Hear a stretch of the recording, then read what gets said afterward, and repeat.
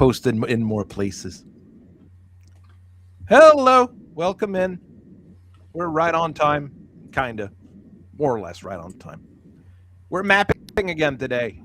We're alternate history-ing again today, and mapping is the big thing here. I think I really should do a full stream on how the suck at work, the Sarna utility cartography kit. My son laughs at the name of the kit every time, but I mean, I was able to once again do a new map of the inner sphere based on an alternate universe, and it looks decent. Yes, it took me a while to turn all of that blue to yellow, but you know, that's how it is. So we have a crab and we have armor today. Maybe with some of the others should show up at some point. The invite is open to everyone that has the invite, and if you want one, well, I mean, you can always just ping me. I'll see if you've got anything to contribute. So we are once again in the world of alternate universes. Someone just brought something up, like, where would you reset the timeline if you were to reset the timeline? We're going to open the discussion with that here. Armor, where would you reset the timeline for Battletech if you had the opportunity to do so? You know what? Make it so that Comstar handles the Helm memory core better. No Helm memory core. Good luck. No Helm memory core. Good luck. Oof. Exact same thing, but no Helm memory core. Maybe another thing that the outbound light just doesn't find the clan homeworlds. Okay. So taking a right instead of a left. It gets stuck in the Kerensky Nebula, it doesn't see it, and just comes back after a bit late. Worse, miss jump. Or miss jump, yeah. So you have so you don't have Lost Tech. You do have a bit of that prototype stuff. So you have stuff like freezer heat sinks. And triple strength myomer.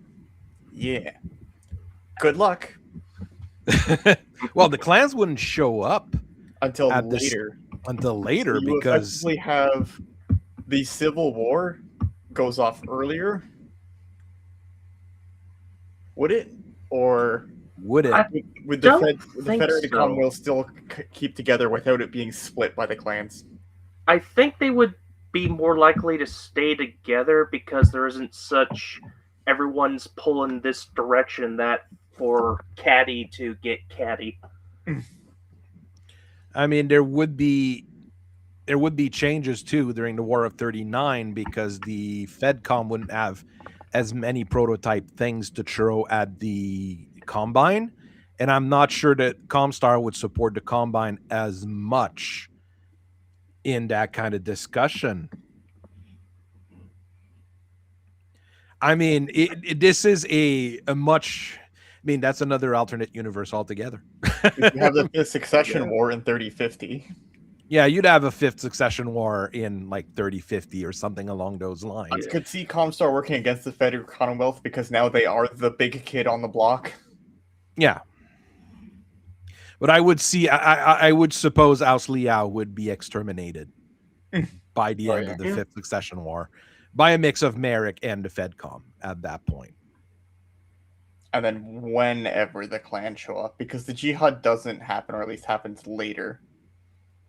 Because not sure you don't have the religious schism with the clan invasion. Mm-hmm.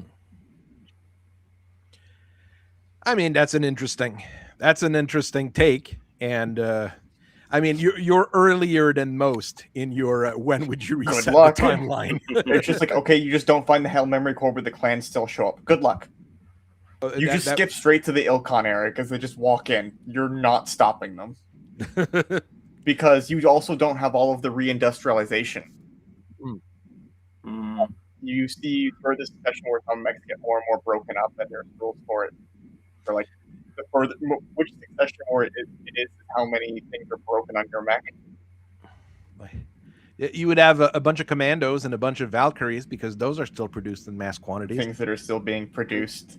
But anything that's still old is getting more and more banged up. Yep.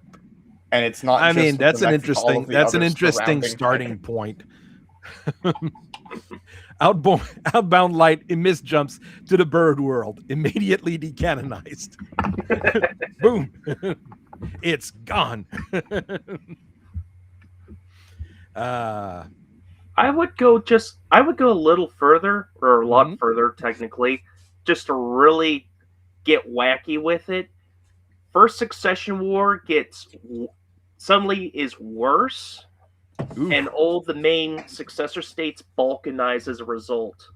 So they would all the Davians would break up into individual marshes again. They won't be unified. The military districts and the Combine would separate and become their own little warlords.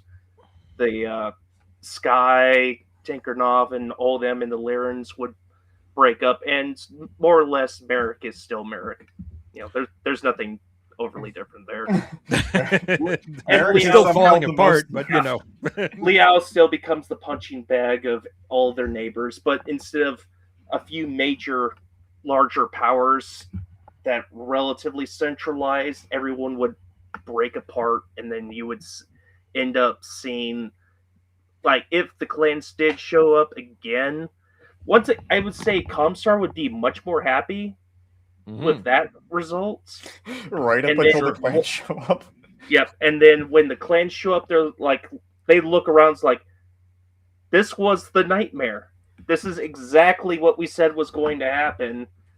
I don't even want to touch this anymore. I'm leaving. I'm just going to stay in the periphery and just build up this, because I don't want to go through 50 different petty kingdoms just to go back to Terra, and none of you would listen to us anyway. I mean, that would make Battletech a lot more interesting, I think. And it would be very much that Mad Max feel that you had in the original setting a lot more, I think. So, I mean, all of those are very, very good ideas. Better than Gothic, at least. But, I mean, Comstar would love balkanized state because they could play each other against each other. It would be much closer to what you have in Foundation, if you've ever read those books, which is part of what Comstar was inspired from, let's be honest. Comstar is based off a whole lot of different things, but Foundation and the Spacers Guild and Dune and a few other things is, I think, the main inspiration for it. So, and then you have the Holy Roman Empire in space, where every single war between each other is between like 14 guys and his friend Godfrey. Exactly. And then you go to war the massive 16 army. Guys. You go to war with 16 guys and you come back with 17 because you made a friend. No one has the massive army, so you don't throw around regiments.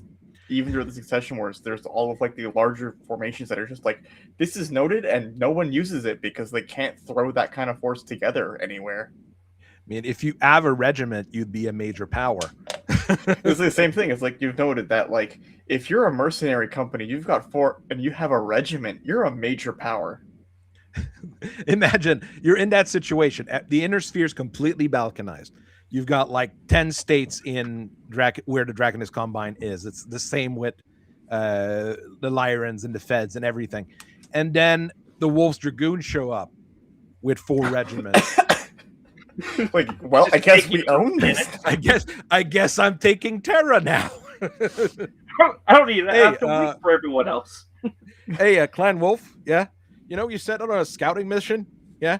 It was a scouting force. We're on Terra now. It feels a lot easier than we thought.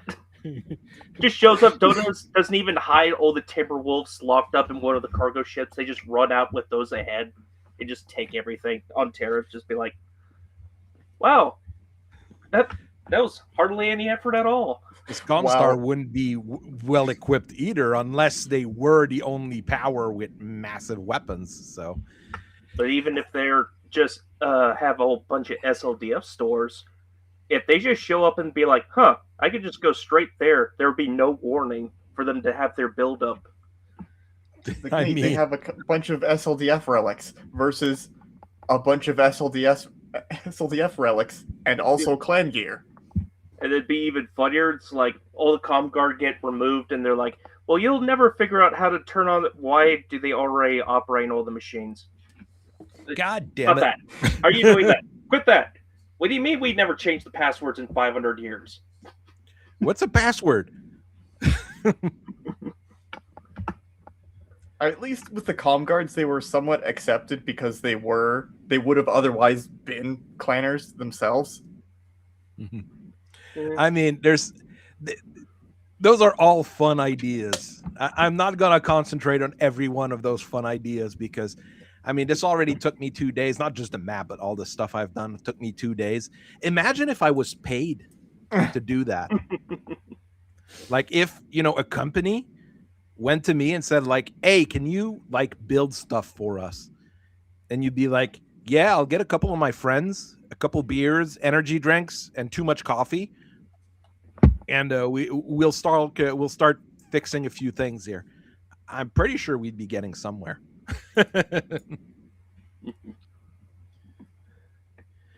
I mean, if the War of 39 was against the Confederation and not the Combine, that's another fun thought experiment, aka the Capellans get nuked once again. But what would probably happen in this situation is not the Capellans would be nuked, is that the St. Ives Compact would become the Capellan Confederation, and the Capellan Confederation would be a puppet state of the FedCom, but it would still exist, but as a separate state, either run by Tormano or by Candace Leal. Or what's it go even earlier? Wasn't it for Succession War where the Capellans actually offered an alliance with the Fed Sons? Yes, because they looked as though they're about to get beat. It's like, what if the Fed Sons said yes? It's like, okay, we'll officiate it with a royal marriage. Well, there you go. We've got an actual Star League now. Well, the Drax wouldn't have accepted it, and probably not the Free Worlds League, but you don't really care about the Free Worlds League because they always do their thing. They're going to fight each other more than you anyways, so you're normally fine. And the Drax, well, you can just ignore them because they're going to start killing each other once again because of the Black Dragon Society or anything of the sort. So, life is life. I mean, breakpoints in the story of Battletech, there's so many of them that you could use, and it would still be interesting than just the canon timeline, which generally works, I would say, until the Civil War. The Civil War is when things get really dicey for me, because I don't quite understand the reasoning behind what the Lyrans are doing. But that's just me. There's probably people who would disagree with what I'm saying. But this is the point where I see things get really weird. Most people still like the Civil War, and it was still FASA back then. So it's still, I would say, more official than any of the other timelines. As opposed to a bunch of people died in this era. Do you want to expand on that? No. No. Welcome to the Jihad. You know immediately what I was talking about. I mean, let's do a time skip for like 200 years. No, we can't. We like the characters, so you can't do a time skip. But I've already wrote everything with a time skip in mind. I'll fix things. Give me a second. I'll fix things. Dark Age was also not the best planned thing in the universe, let's say. Didn't they write Dark Age before Jihad? Yes, Dark Age was also written. Well, the main line of Dark Age was written before Jihad. So it can be it can be interesting, or it can be very weird. I mean, Jihad would be another very good spot to just end of Civil War. Let's start something from there rather than the Jihad.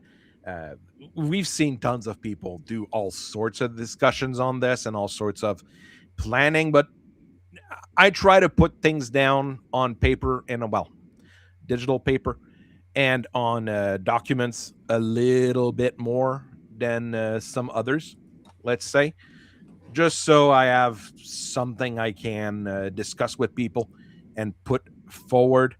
I mean, I already messed with multiple timelines. I've got my own vengeance stuff going. But here we're really working with, I call it Break a Tukayyid because I don't know what I would really call this particular old thing here. Basically, the Battle of Tukayyid ends, and that's where we reset the timeline through what we're messing with right now. So we're looking at start of 3052. Yeah, start of 3052 would be about where we're starting this old discussion. So how bad do the clans lose at Tukayyid? Do you guys remember? I think only one got its objectives, a couple of ties, Jags and Sharks got absolutely demolished, and the Snakes didn't come out much better than that. That's pretty much what I would say. Yes. They got slapped hard enough it changed their culture, and that's kind of important for them. Yeah. They actually started treating the Inner Sphere like, they're warriors that can fight them. They're actually a threat. Begrudging equals. Like, is it in Inner Sphere? It's one of the campaign books. It's basically, here's how Zelbringen works. And then you see after Tukayyid, and everyone's like, yeah, this is stupid. We're going to stop doing this. Yeah, and it's basically how badly they got their butt beat was how much of Zelbringen they gave out. Yeah, suddenly there's a lot more open and pragmatic on that chart. Accidents, you can accidentally punch and kick someone going forward. It's an accident. It's fine.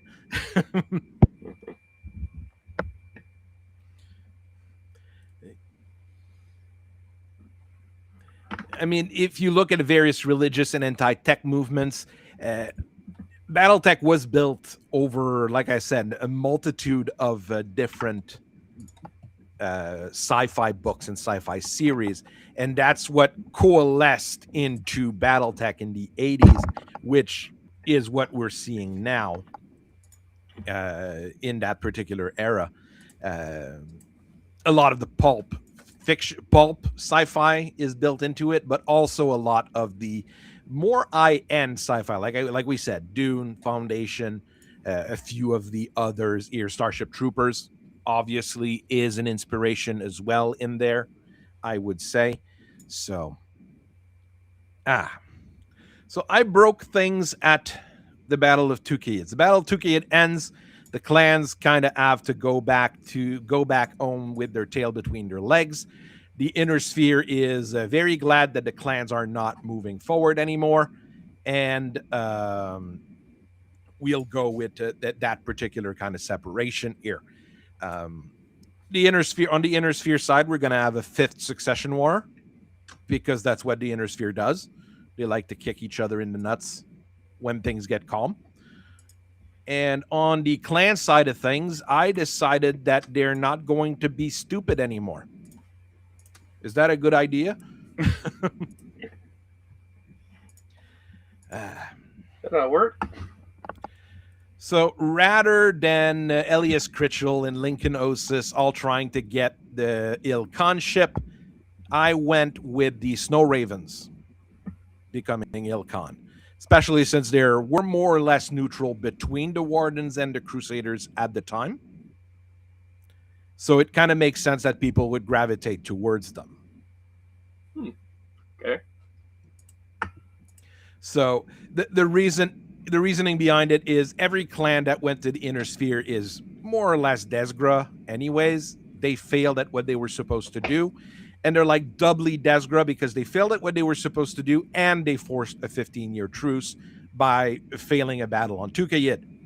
So your major clans, your Jade Falcons, your Smoke Jaguars, your Wolves, and your Ghost Bears are not going to have the political power that they used to because they got their asses kicked. Trashed. Sis, yes, the fifth succession war is pretty much Fedcoms. No, it's Fedcoms against everybody but the Draconis Combine because the Combine's busy with the clans. That's how I wrote it.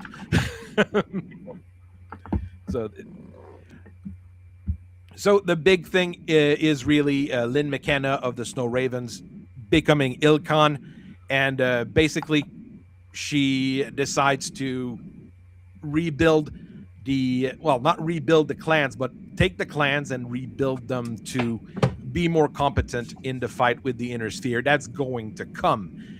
She is perfectly okay with let's wait 15 years before we go in and start fighting again. Unlike everything we see in the regular lore, which is everybody's trying to rush to break the truce at Tukayyid in their own way. Here it's, okay, let's settle down. Let's get thing moving. Let's get thing organized. And then we can fight again. Does that make sense? Or should I change things? Yeah, the Falcons not being I think they were the first ones to even break the truce. They're like, yeah, let's attack the Lyrans again anyway. That's the reason for the refusal war.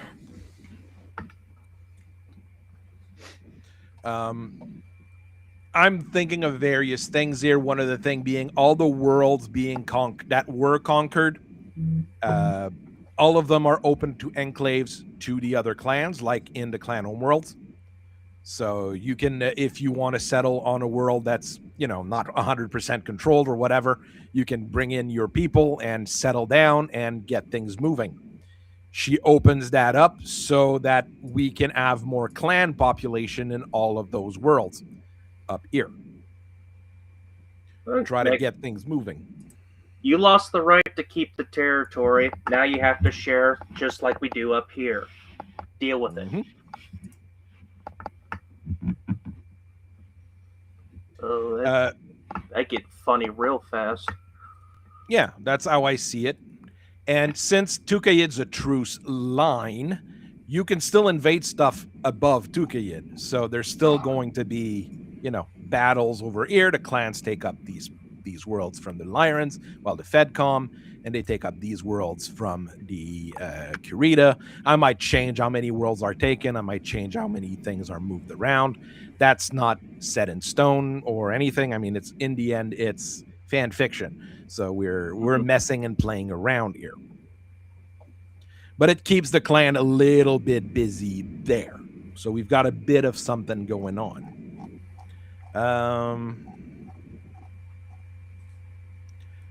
Vander van Shistu decides to try to do the whole refusal thing against Lynn McKenna, and he gets his ass kicked. So there you go. So we do have the Jade Falcons trying to be dicks once again, but this time they get their teeth kicked in immediately rather than let's kill each other like crazy. Teeth kicked in and feathers clipped. There you go. One thing that the Clan High Council starts having issues with is Clan Blood Spirit and Clan Fire Mandrill not pulling their weight because as is tradition. So the two cons decide to refuse a summon from the High Council, and they send. The problem is that, of course, there's a blood feud between a group of two kindreds of the Fire Mandrills, because that's what Fire Mandrills do, and the Blood Spirits are there to officiate the whole thing. The Clan High Council doesn't like that and sends Clan Cloud Cobra and Star Adder to, investigate and talk to them. And of course, Clan Fire Mandrill is brilliant and nukes the warship that comes to investigate them. Because, they destroyed a Star Adder boat. Oh no, 20 mothballed warships upon thee. They touched the boats. They touched the Star Adder boats. Shouldn't have done that. We'll get to the Inner Sphere side of thing in a moment.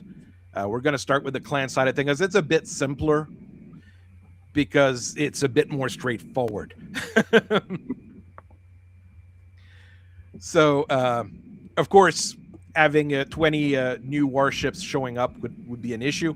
But the Coyotes, the Star Adders, the Edaors, and the Cloud Cobras are told, go tell them that, they have to work with us again. So you don't get a vote. There you go. Get back here now. So the Star Adders want to annihilate the Blood Spirits and the Fire Mandrills, but the Cloud Cobra is like, no. We shouldn't be annihilating people. That is not nice. And the two minor clans, the Blood Spirits and the Fire Mandrill basically have to become subservient to Ors and Coyote for the rest of the truce, and basically provide them with equipment and provide them with personnel and such. So what I'm hearing is Hell's Horses is definitely getting the better end of that deal. Probably. Well, Blood Spirit has ER large lasers. They have a lot of ER large lasers. And the Blood Kite. And a bunch of really nice Wars of Reaving mechs. So they have some advantages there. Yeah. Clan Wolf and Clan Ghostbear, being good wardens, approach Anastasius Fox to basically say, like, no, we're going to reform the Star League. We're going to rebuild things. Things are going to be nice. But the Smoke Jag and the Nova Cats go, no, you don't do that. And there's no clear winners, but they beat up each other through that period as well. Alliance fight the Combine. Burrox fight just about everybody just to steal everything that's not nailed down. And, unlike in the standard timeline where they steal everything that's not nailed down and people get mad at it, in this case, they steal everything that's not nailed down and get celebrated for it because they're doing a good job at it. Okay, so they didn't get absorbed by the Adders. No, okay. They just like, oh, you guys are going through the inner sphere on top of the Tukayyid line, on top of that line, but you go in and you steal everything that the inner sphere have there. That's fine. Keep doing it, guys. That's a great idea. Oh, you've got dark cast people doing that. That's fine. They're not bugging us. They're bugging them. That's the important bit. So instead of getting annihilated or absorbed, they get mostly overlooked. Exactly. Either overlooked or like, hey guys, we just got a few things that fell off a boat here, 5,000 tons of food and water. Oh, well, where did you find that? Somewhere in the inner sphere. Okay, well, we'll take it. How'd you get it? Well, somewhere in the inner sphere. Let's not dice words here. I'm not sure here. I'm not sure with this one here. Goliath, Scorpion, and Diamond Sharks trying to find new markets, attacking the Hanseatic League, Nueva Castilla, and Yarnfolk. This year I might change. I am very open to it because those two are far, so might not be a good idea. This one here is in the way, so that's not bad. I might have them attack the upper worlds in the Outworlds Alliance rather. Give a push in this particular direction. Because the other stuff's like in that corner over here that's not even on the inner sphere map. I'd have to have a universe map to generate it, which is not difficult, but it just takes a couple clicks. Might send some feelers that way. Yeah, that wouldn't be a bad idea. It's not like they're very dangerous either. So, I mean, I don't think it'd be a huge threat if you were to attack them and try to take them over or take part of them over. So that was the history part for the clans. I didn't go super complex or super profound on there for our clanner friends. Oops, trying to get Tanky in. Because I mean, what I've written kind of makes sense, and I don't want them to be, killing each other as much as we would sometimes think of it. But there's still some fights going on. There's some little punching between each of them, and there's things going on here. Hey, Tanky, are you there? Oh, I'm here, man. I'm here. Deadgum. I've got a nice straight shot up Interstate 65 to Nashville from Mobile. Oh, It's pronounced Mobile, by the way. I'm tired Mobile, of Alabama. Englishmen. I'm tired of Englishmen and people calling it mobile or mobile. It's Mobile. It's a Well, French I know my word. wife. My wife, did she train in, or is no? She didn't train in Mobile. Her grandma's from Mobile, if I remember right. So I kind of know Beautiful why it's. place. That's what I heard. Sorry about that. I love it. We got a battleship down there. I love it. But so no, I'll have good solid connection tonight. Shouldn't be any issues on my end whatsoever. Good. Yep. For a change, isn't it? Well, sometimes it's not your fault. Yeah, it is perfectly fine. So what are we discussing tonight, fellas? Alternate universe, the clans not being retarded, and the fifth succession war. That's quite a task, I know. Where did This is about Tukayyid, and my group does the historical game every year, right? Mm-hmm. 2 years ago, 2 or 3 years ago, our first historical game we did was the Battle of Luthian, right? Mm-hmm. And Nova Cats and Smoke Jaguars versus Otomo and Sword of Light, Kellhounds and Wolf's Dragoons. And it was like, okay, the Inner is probably going to steamroll the... Oh, no. It was a slaughter. Myself with the Nova Cats, Alpha Galaxy, I believe it was the 32nd Strikers, and some Smoke Jaguar Salama unit. We crushed and took the Imperial Palace. Jamie Wolf got obliterated defending a warehouse. Morgan Kell took an LB2X to the face. He survived because Phantom Mech ability. But the moral of that story is that afterwards we were standing around, we were like, so what this now means going forward, Jamie Wolf is missing in action. Morgan Kell is going to rally the mercs and get the hell out of Luthian. And Smoke Jaguar and Nova Cat have Luthian, so now Ulrich's sitting there and he's like, come on guys, let's do this Tukayyid thing with Comstar, it'll give us Terra. But the Smoke Jags and Nova Cats are like, hey, what if we didn't? Because we just took a whole house's capital world and crushed them. Like, we don't actually need to do Tukayyid. Well, that's your alternate history start. The project has stalled due to such things as real life and whatnot. But it's interesting to think about. But Tukayyid going differently, like the clans not being dumb, would also be really cool. The clans lose at Tukayyid in what we're doing here, but it's afterwards rather than going with we're gonna keep electing the guys who lost at Tukayyid and keep thinking that they're the important guys.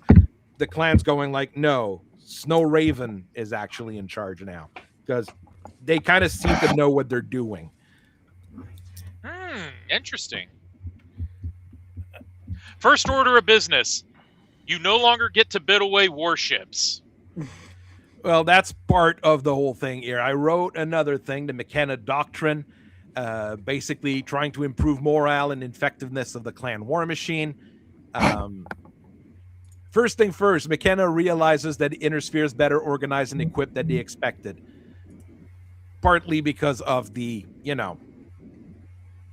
Wolf's Dragoon, but that's part of the problem. Zellbriggen goes out the window, but we already had discussed that after Tukayyid, Zellbriggen kind of goes out the window when fighting the Inner Sphere, more or less. So that's fine.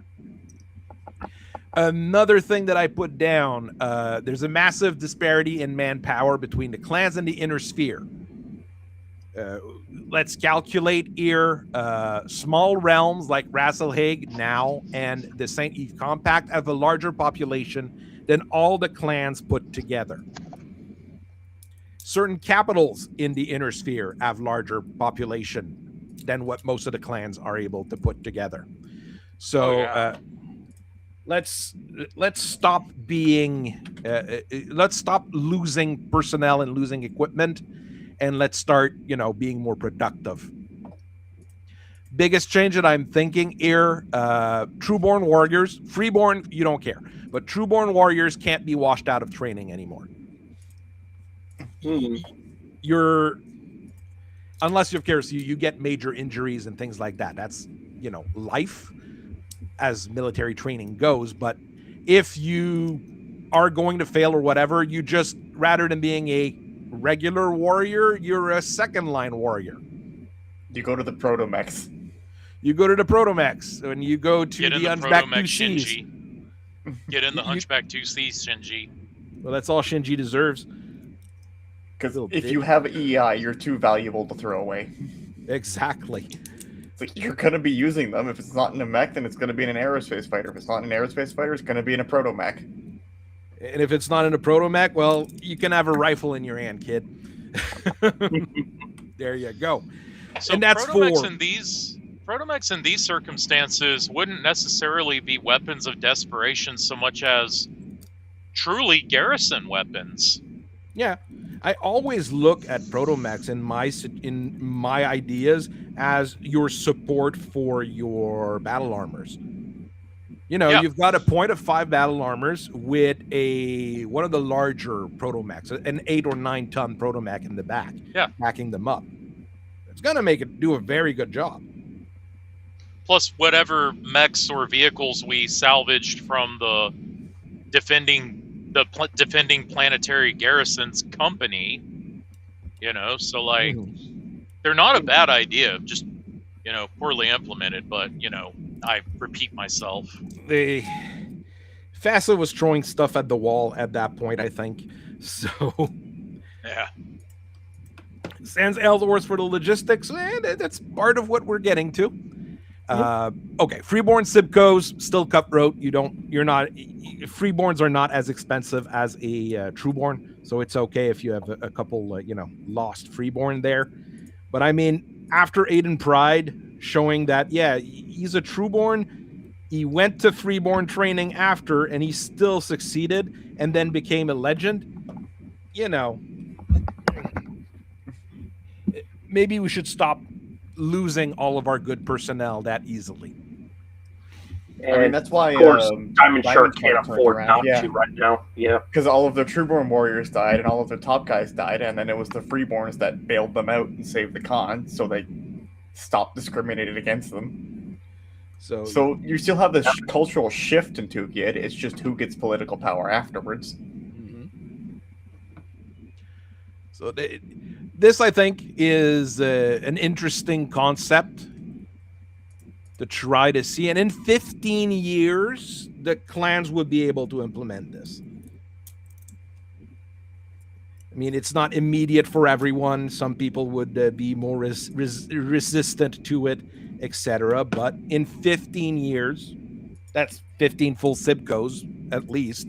So you've got things going on. Falcons would probably be the most resistant, even though they're the one with no, that would be the Steel Vipers being the most resistant to that kind of idea, because the Steel Vipers really don't like inferior beings. But they also got their ass beat, so they kind of can't complain. They can't complain. Yeah, we kind of have to do that. Third, massive reactivation of military assets within the clans. Every mothballed warship, every mothballed jump ship, every mothballed drop ship, everything that's unclaimed is going to be reactivated for the necessity of moving things around and getting military going, basically. Oh, hell yeah. And all of a sudden, Star Riders have the largest navy. Hey, look, it's the SLDF Navy again. Well, hello, it's the SLDF Navy. We're here to take Terra. Is this a good time? Because there's a reason why no one else really had a Navy, right?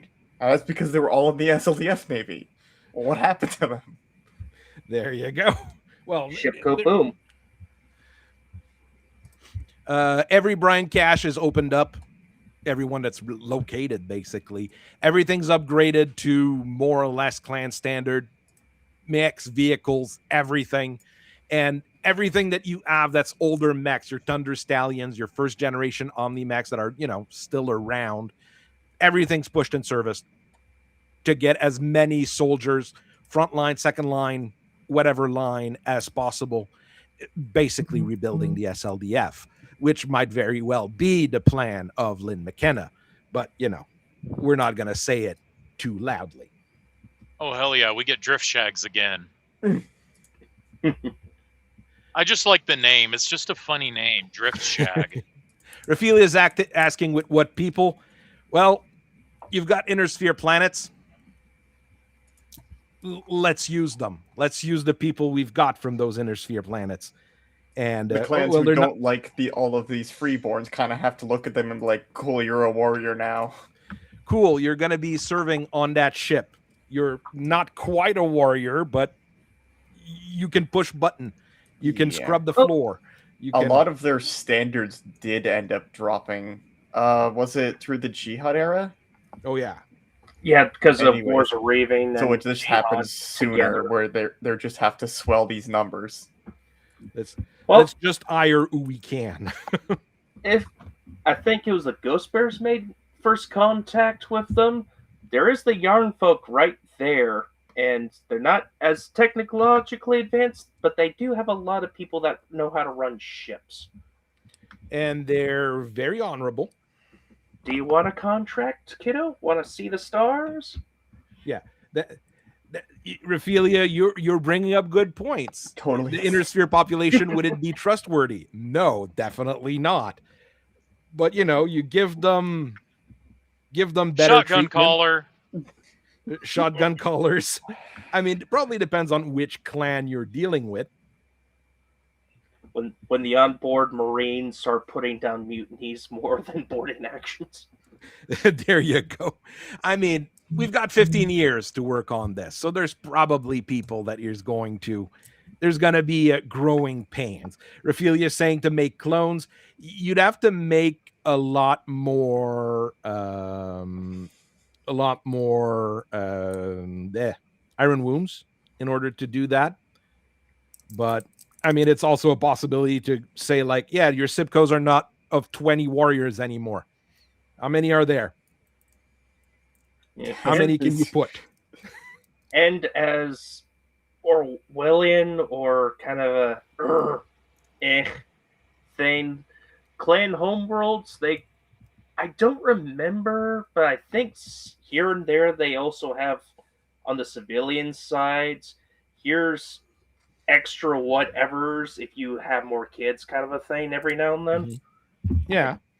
Don't remember if that was them or someone else, but I remember that popping up somewhere. I was just like, oh. Okay. There's also all those spacers that work for the clans but are not the clans, that you can be just like, yeah, you guys, you are now the clans. You are now working for us. But we don't want to. I don't think it was a suggestion. It's not an ask. I remember there's like that other neutral faction in clan space that's literally just spacers. Yeah, that's what I was saying. Yeah, so like the Belters in the Expanse or something like that. It's like, no, you're part of us now. And you know how to go in ships, and you know how to do that, all that stuff. You're exactly who we're looking for. Everyone must serve in some way. And yes, we are going to pay you. With what money? But okay. And well, granted, clan ships don't actually need nearly as much crew as an Inner Sphere one. At least. Let's see, like a basic Corvette. What's a Corvette? A Vincent. 28 officers, 101 enlisted, 24 gunners, 21 pilots, 27 janitors, 64 secondary engineering. For a ship of the size of these warships, that's not a lot. Well, they'd still have computers. Battletech ships are very automated. Battletech ships are very weird. Let's just go with that.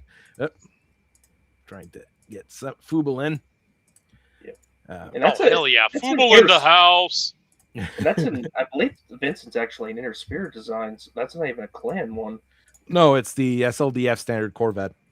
Yeah. So it would become the clan standard Corvette later on. The clan Corvettes. Clans get the Corvette's a piece of shit car.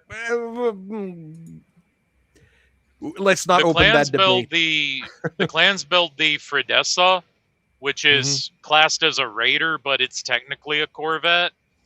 And then I think it was Clan Wolf builds the Molina, and the Jade Falcons build the Peregrine during the Golden Century. See, Fredessa, 19 officers, 62 enlisted, 21 gunners. So yeah, that's way less crew. So Raphaelia, I fully accept that. Battle space and space combat in Battletech makes zero sense. Agreed. Ships that size would either have far more weapons or weapons that would be far bigger, etc., etc. We need like a Halo level of ship AI to run. There we go. Yeah, there he is. Battletech doesn't have ship AI because AI goes yes, crazy when you jump. Yes, it does. It went crazy when I jumped. Well, yeah. The Blakist did solve that, sort of, but... You turn it off, you jump, then you turn it back on. That yes. does work. They mentioned the Casper 3, but... Yeah. That's something I've been trying to do for my Adder 85 post-reaving. They just brought back the Caspers for system defense ships. It doesn't even need a jump. Hello, Aaron. We don't need ALO. Come on. A ton of ALO has a lot of good ideas. Unfortunately, it didn't pay off on those ideas, but it had a lot of good ideas originally. Do they also go rampant like the Halo? Next up, of the things that I'd want them to do, limitations on combat waste. Basically, you can still do trials between people, between clans and whatever, but you can't bid more than a star in trials of possessions or trial of grievances. Just don't kill each other as much over, 5 minutes. Honestly, that Hell's horses rubbing their hands together. A Blood Spirit with their proto-mechs, and they have a special dropship just so they can machaal faster. I mean, that was one of the things I did kind of when I did my AU was prep them for the invasion. If you're going to do an invasion, you're not going to kill half your people that you want to be invading. So. Necromo is the planet you're talking about, Raphaelia, where the AI kind of went insane. It is a odd book because it is a time of war adventure when time of war is not really supported. So there you go. You are never safe from the broken. It was also a herb book. It had some very bad rules in it, but we'll live with them. Another doctrinal change is standard bidding process when attacking inner sphere worlds. The inner sphere is going to cheat, so don't let them cheat. Just bid everything, go in and win, rather than we're going to bid this. And then you end up like on Wolcott, where you can get fucked over. Just assign all Inner Sphere as Desgro, like with pirates, and just be like, no, they don't get a bid. Would it be a complete redesign of the clan? Well, the idea is to have them quickly evolve. And as I was saying earlier, I would see that Lynn McKenna would more be in the line of saying like, yeah, we're the clans, which is the Star League Defense Force. We are the Star League, and we are coming back to Terra, which is ours because we're the Star League. And having the name McKenna kind of gives her a little bit of legitimacy in that regard. So, she might be a little bit more Machiavellian than she lets on at first, as any good Snow Raven would be. So she might be playing plans within plans, basically. Oh, you mean she won't be the bed hopper that they made the McKenna and the other McKenna be? No, yeah.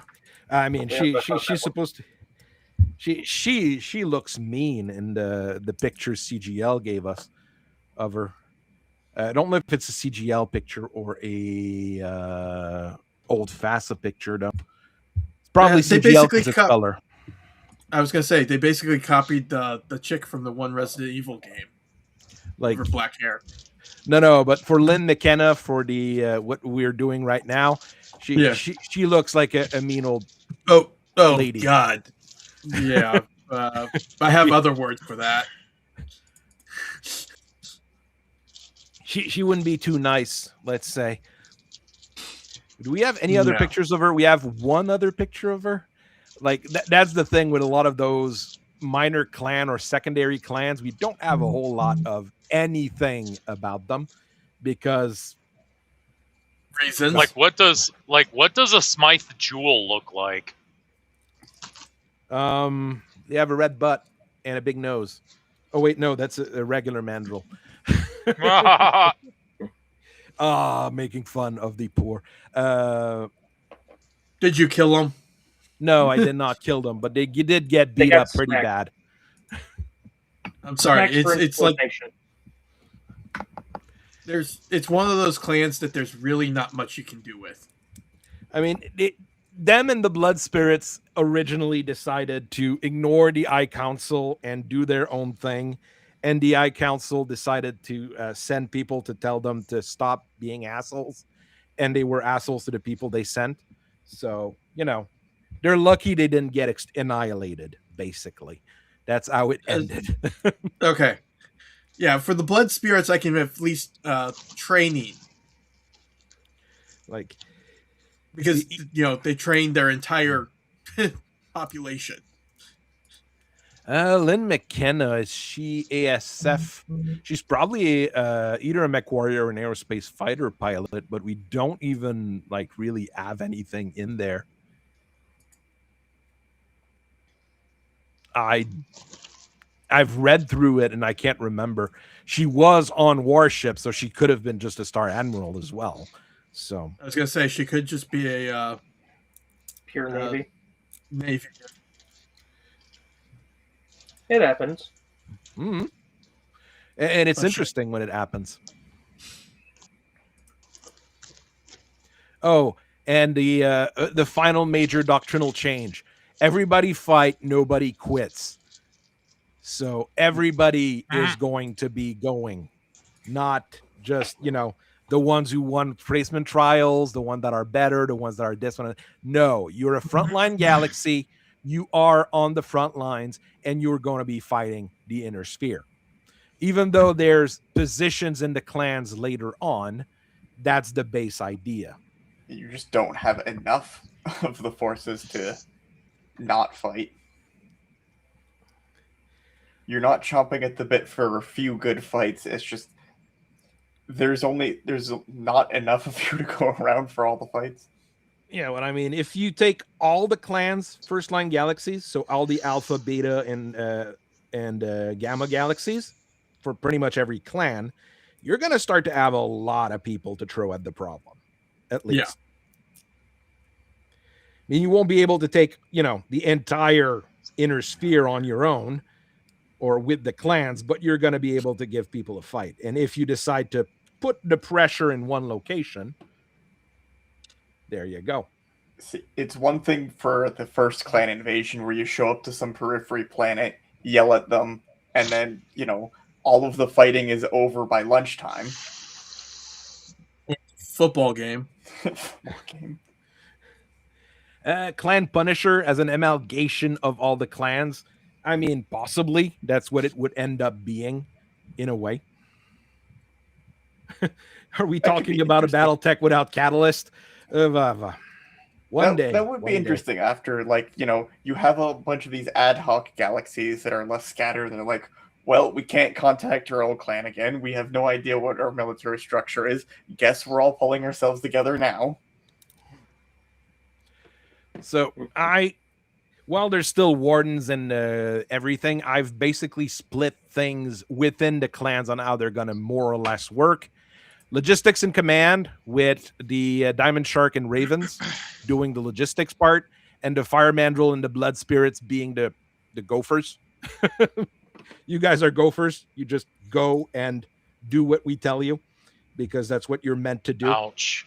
The reason why the Snow Ravens are command and they're not going to be, as dedicated to fighting is just because they're keeping all of their forces or the best of their forces for the battle on Terra. They're the ones who are going to go there and take it over. That's their plan, at least. Frontline people. Frontline people, the ones that are going to be, more in the job, the ones that are going to be at the tip of the spear trying to conquer Terra or going towards Terra, Star Adder, Cloud Cobras, Coyotes, and Ice Alliance, the ones who didn't fuck up last time. So let's see if they can do better. It has a military that's still standing. Oop. Oop. Last one. There's the people that are on revenge duty. Those are the ones that are going to be there to occupy the other inner sphere forces. So the wolves, the jags, the bears, and the falcons, the ones who did fuck up, basically. You guys go and fight the Lyrans, fight the Drax, fight everybody else. Just keep them off our back.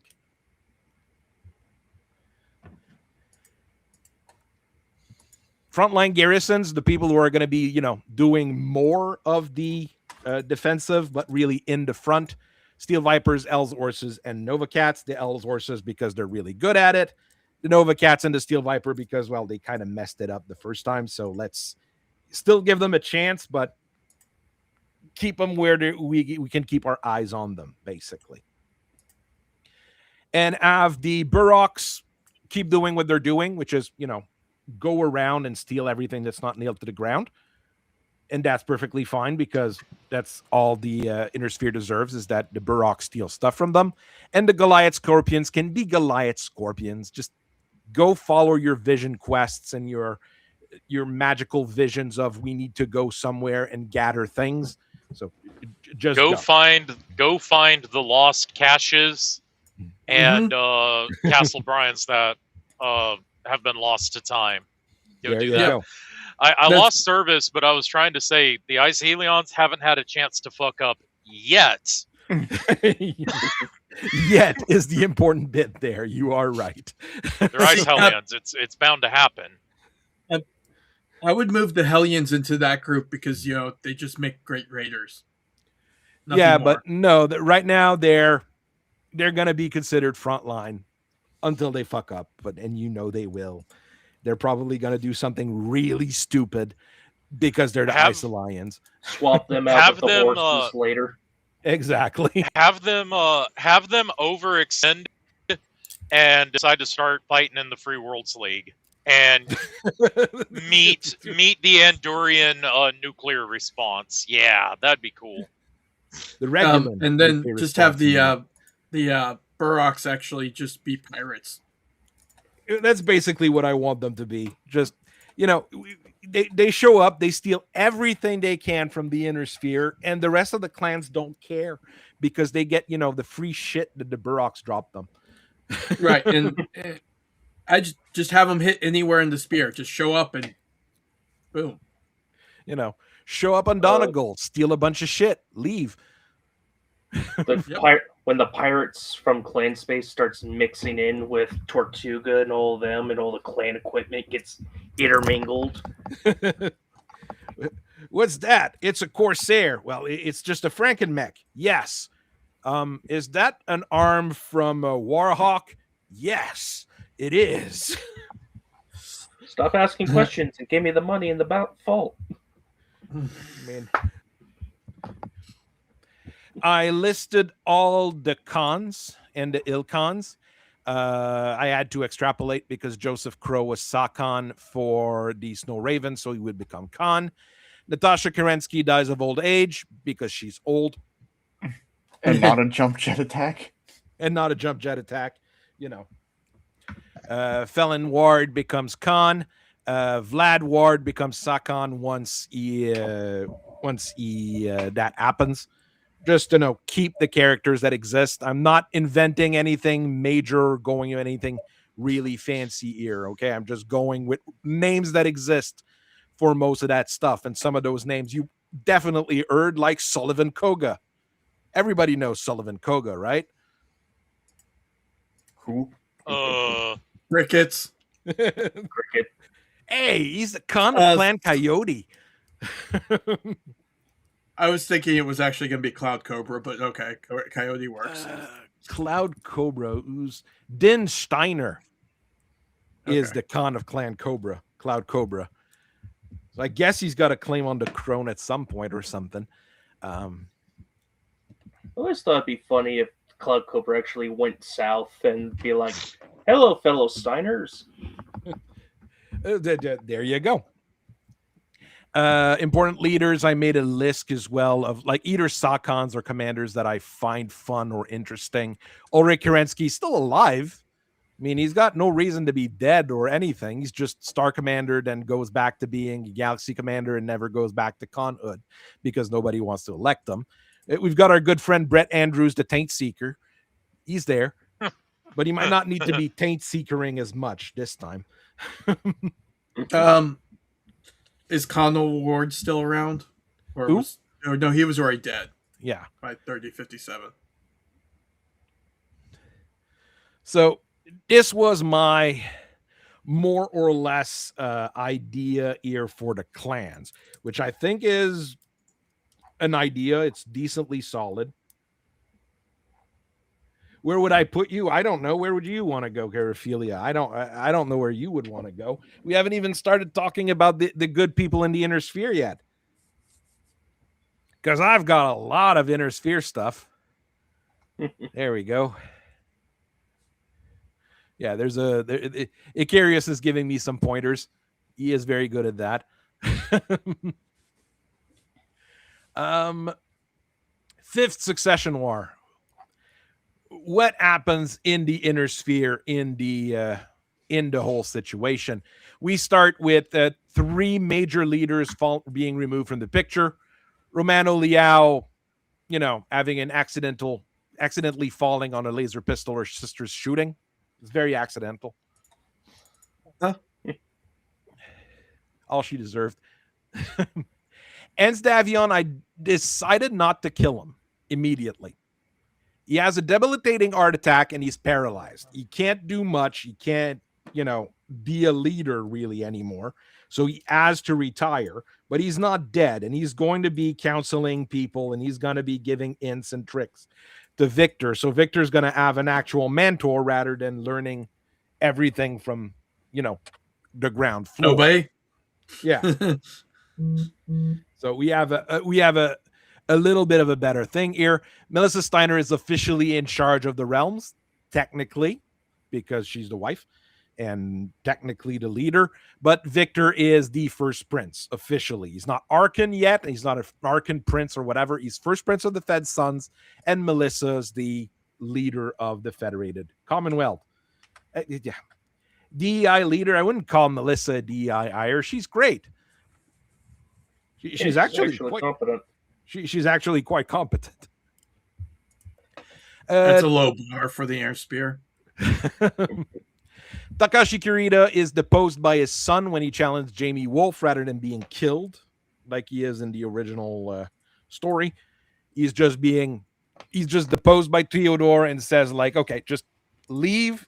You're exiled to a Buddhist monastery like your brother and your uncles were. Just live the rest of your life there. There we go. I mean, I could keep Ants alive, but that would be too much of a major change in the end. Ance's intelligence would make the FedCom even stronger at that point. I do want them to be, a little bit of a problem. There. He's got to have a heart attack. He's got to go at some point. Yeah, he dies at the very end of things, basically. At the end of the 5th Succession War, he ends up dying in his sleep. Which is, still a very sad thing for a warrior, but kind of what you'd expect. He was just too high-strung for this world. Hans being in a wheelchair would be like Khadgar getting put in a wheelchair as DEI because CGL might buy this and put disabilities in it. Yeah, sad. General instability because the clans keep raiding and keep trying to annex worlds above the Tukayyid truce line. Comstar is not able to maintain control of their institution because, well, the schism is still there between the Word of Blake and official Comstar. So there's still that going on. The best regiments, the best and the brightest of the FedComs get moved to the clan front because they expect the fights to be around there, right? This is where shit's going to happen. So you put your best people there. Yeah. That's the smart thing to do. At least in my opinion. So same thing in the Combine. They fortified their front line, put as many good troops in different places. That kind of makes sense.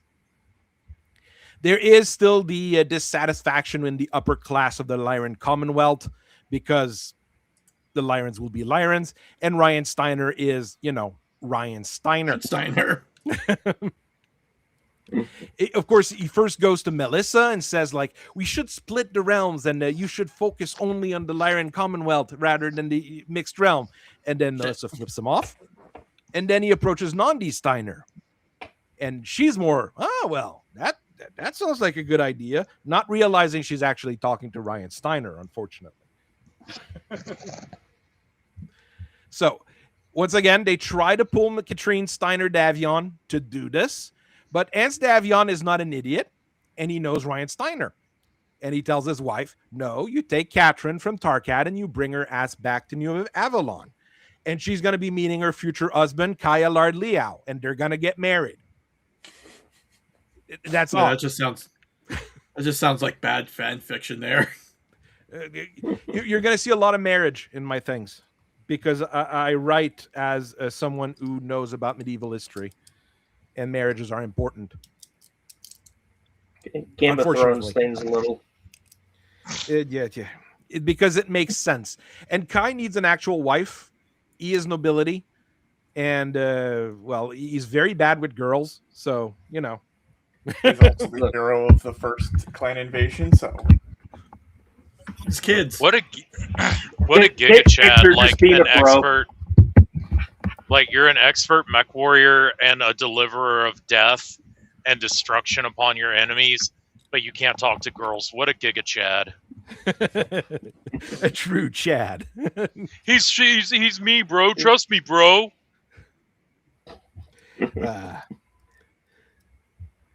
So Victor just being a bro, help getting his buddy a marriage. There you go.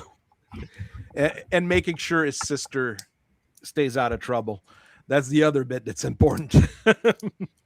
Because she was always a piece of work. So having her hang out with the complete Giga Chad, which is Kai, she might learn a thing or two about stupid things. Never mind. Sky still revolts because it's Sky and Ryan Steiner's still there. So, there's going to be a revolt in Sky. But the Maskurovka is actually paying for the revolution in this case. So you've got a little bit, the Capellans already being a little bit more involved in the whole thing. While this is all going on, Sun Tzu actually marries Isis Merrick rather than, staying engaged for 20 years or whatever. They just do it. And at the same time, they sign an alliance with the Magistracy of Canopus and the Taurian Concordat, your tripartite alliance, but once again, much earlier in the timeline. Will it have the same result? Who knows? But, Thanks, Raphaelia, for reminding me about what happened in the recent book. Oh no. Oh no. So Mascarovka tries to kill Peter Steiner Davion in the Sky region because he was there on an humanitarian mission. I was in recovery.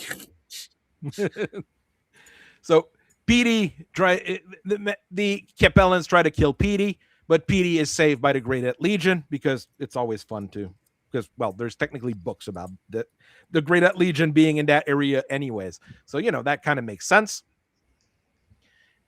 Pete Steiner Davion and Grayson Dat Carlisle become folk hero and basically pacify Sky. And Peter Steiner becomes the, well, Duke of Sky because Ryan Steiner, you know, as an unfortunate accident involving probably a bullet once again. I haven't played a whole lot with mercenaries in this write-up because I never know what to do with mercenaries. I just know they exist. But this one here, we already have the books for the Great Legion doing the whole thing in the Sky region. This is just a doop.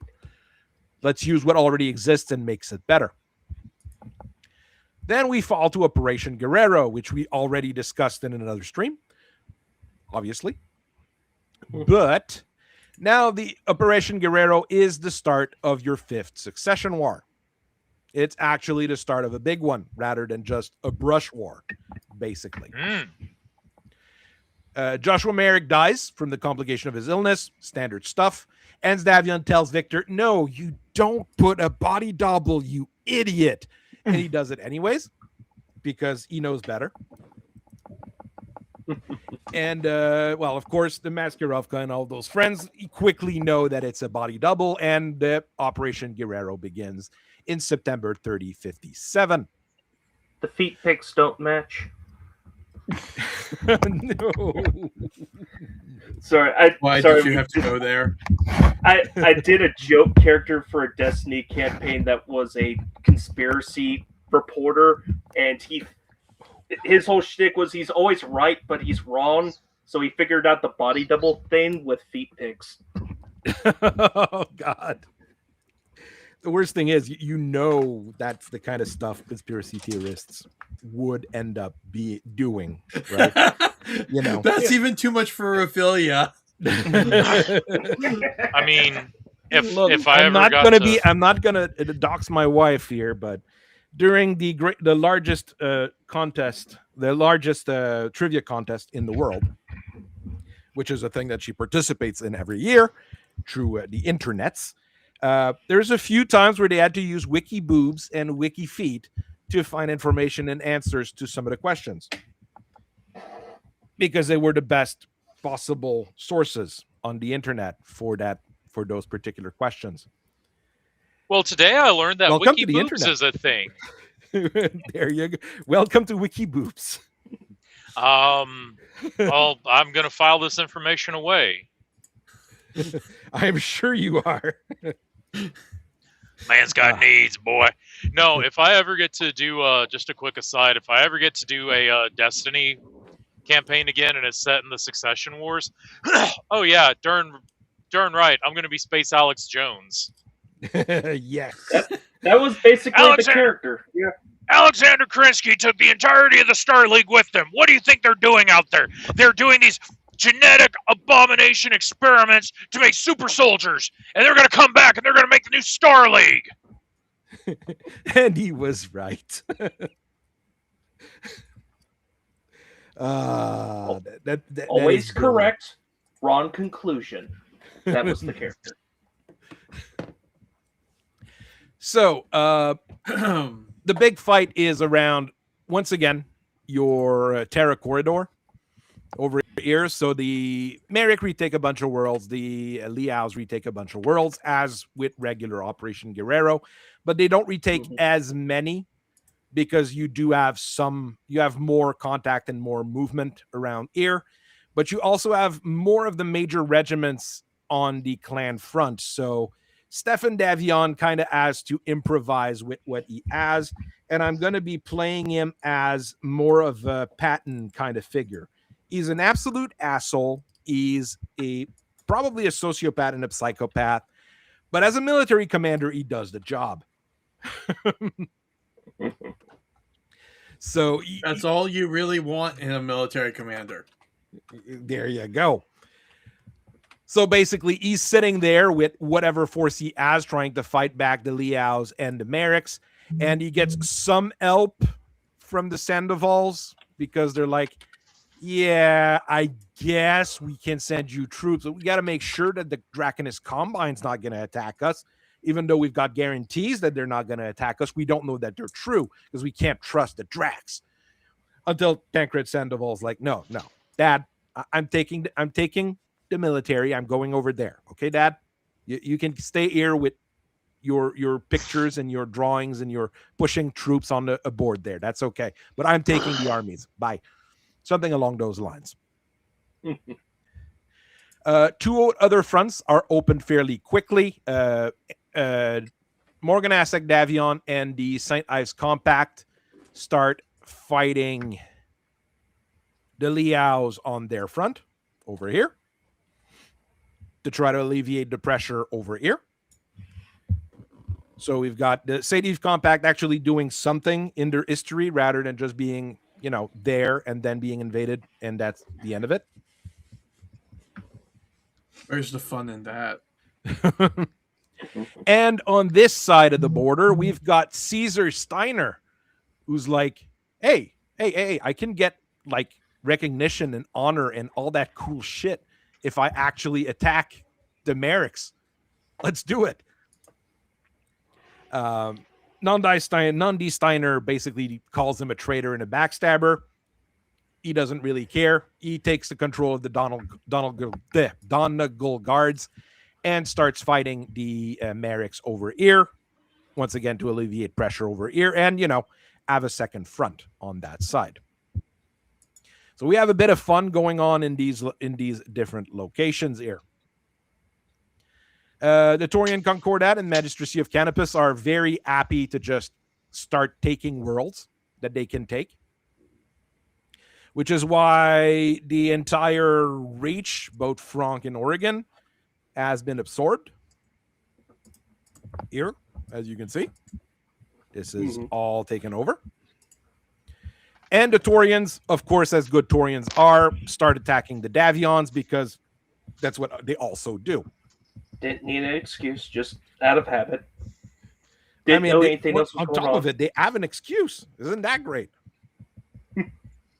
So you have it is more or less a succession war because everybody's fighting except the Dracs, but the Dracs are far too busy over here fighting the clans, which they have to fight far more than everybody else, and with internal problems with the Black Dragon Society. So they have their own problems to deal with. That's where I was here.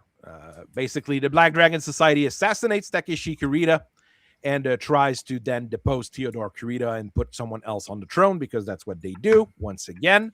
And Theodore just starts a massive purge, trying to clear out all the Black Dragons from everywhere, trying to fix things here. And he just signs a non-aggression treaty with the FedComs by promising Victor, okay, you can marry Omi. That's fine. Just don't attack us while we're messing with our own stuff in the clans, please. Even though the Sandovals probably wouldn't be too happy about that. That's how I'm going with this. Does that kind of make sense? Yeah. Oh, yeah. Sure. That's good enough. There's a million different things we can do here, but that's when presented with the worst option, they made the better one. It's not a great option, but it's their better one. There you go. The FedComs signs a treaty with the Circinus Federation and the Marian Hegemony. Oh no! Because we need all the help we can get. That kind of treaty. Yeah, so let's sign a treaty with the space pirates and the space Romans. Hell yeah. Yes. Look, as long as you keep the Merricks busy on your end of space, you can do whatever you want to the Illyrian Palatinates and the Lothian Leagues. We don't care, and we're going to sell you weapons for it. Just keep the Merrick and the Canopians busy, because the Canopians are also going to cause us trouble. They're far from everyone, but they're selling weapons and sending troops to, the Merrics and the Capellans and the Torians. We don't want that to happen. So these guys here and these guys here, they're friends with the FedCom now. Is that weird? Sure. Why not go crazy? We can go It's crazy. better than everyone else just looking at the clan invasion going, oh, we need to immediately unify, and then completely forget all of their previous struggles. That's what you see in a lot of those AUs, yeah, unfortunately. When the Marians don't even need to steal Marauder 2s anymore, they just can buy them. Steals them anyway. Like, wait. You're selling us actual Centurions? You're giving us a license to produce Centurions? We also want the license to produce the Caesar.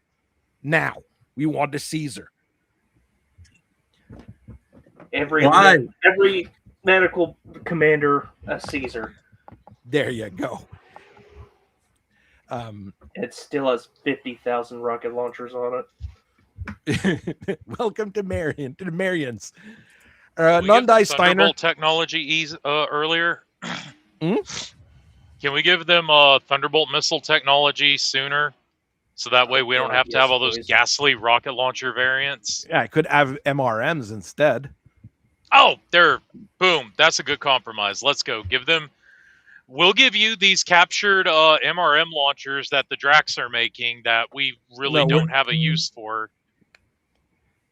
They'd be buying them off the Drax since the Drax are friendly with them, but just replace your rocket launchers with MRMs.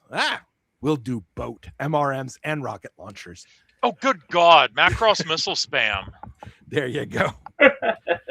All that while that's going on, do I have Nandi already here? Yes. Nandi bails with all of her friends, those social generals and those nobles that don't like the FedCom and stuff like that. She grabs everybody she can, goes to the Rim collection, and reconquers and retakes every single former Rim Worlds planet that still has, token population, and forms her Lyran Alliance. Over here in the corner. That's where she sits now. In the corner, but being very mad about it. And so she's on the cuck chair. That is a mean thing to say. Hey, women can sit in the chair too. It's 2026. It's 2026. We have equality. Women can sit in the corner chair too. And all is fair. Do whatever you want with Nandi. She was always written. That's the thing. I'm trying to make her, just not a good person, but at least do something. Rasselhaig, our good friends in Rasselhaig, decide to, let's retake a few of our worlds. Let's grab everything we can and take back a couple of our worlds.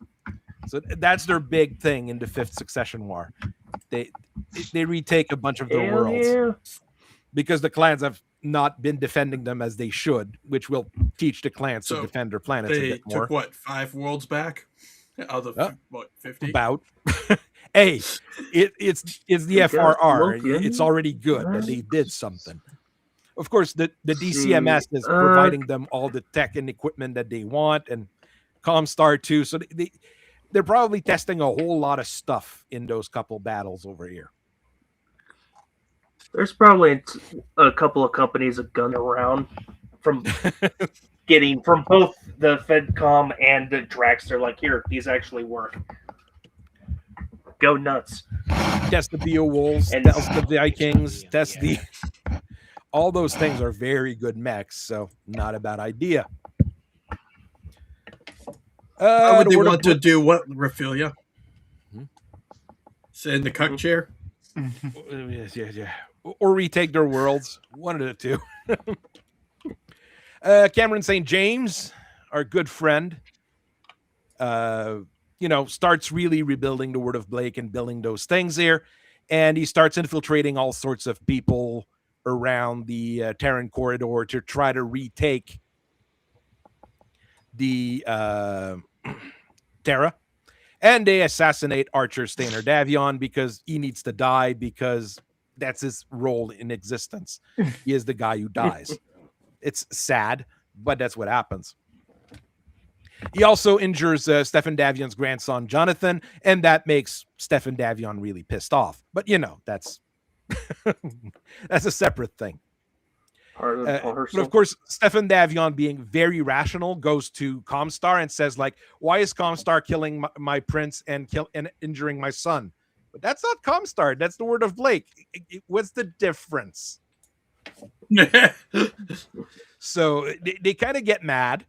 And Comstar is like, okay, well, why is the AFFC moving troops towards Terra? And to calm things down, Victor just gives Comstar the, core worlds around here.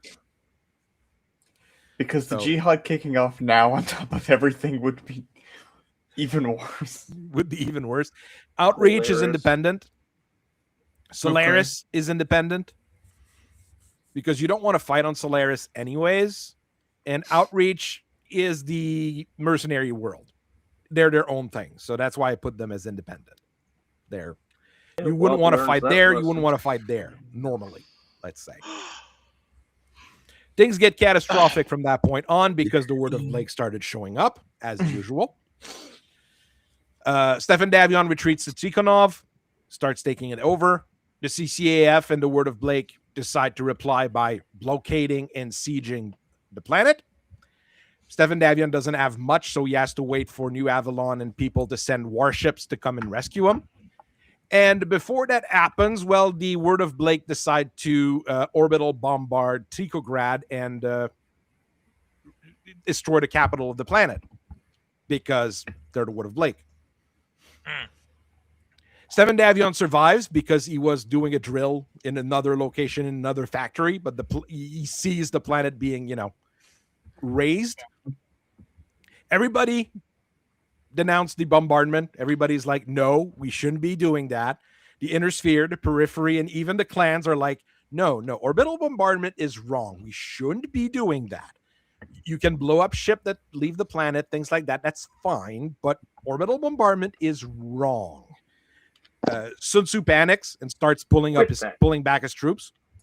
Thomas Merrick, who's friendly with the word of Blake because he's a Blake acolyte to begin with, goes see Cameron St. James on Gibson and to say, like, okay, well, what's going on and why are you doing this?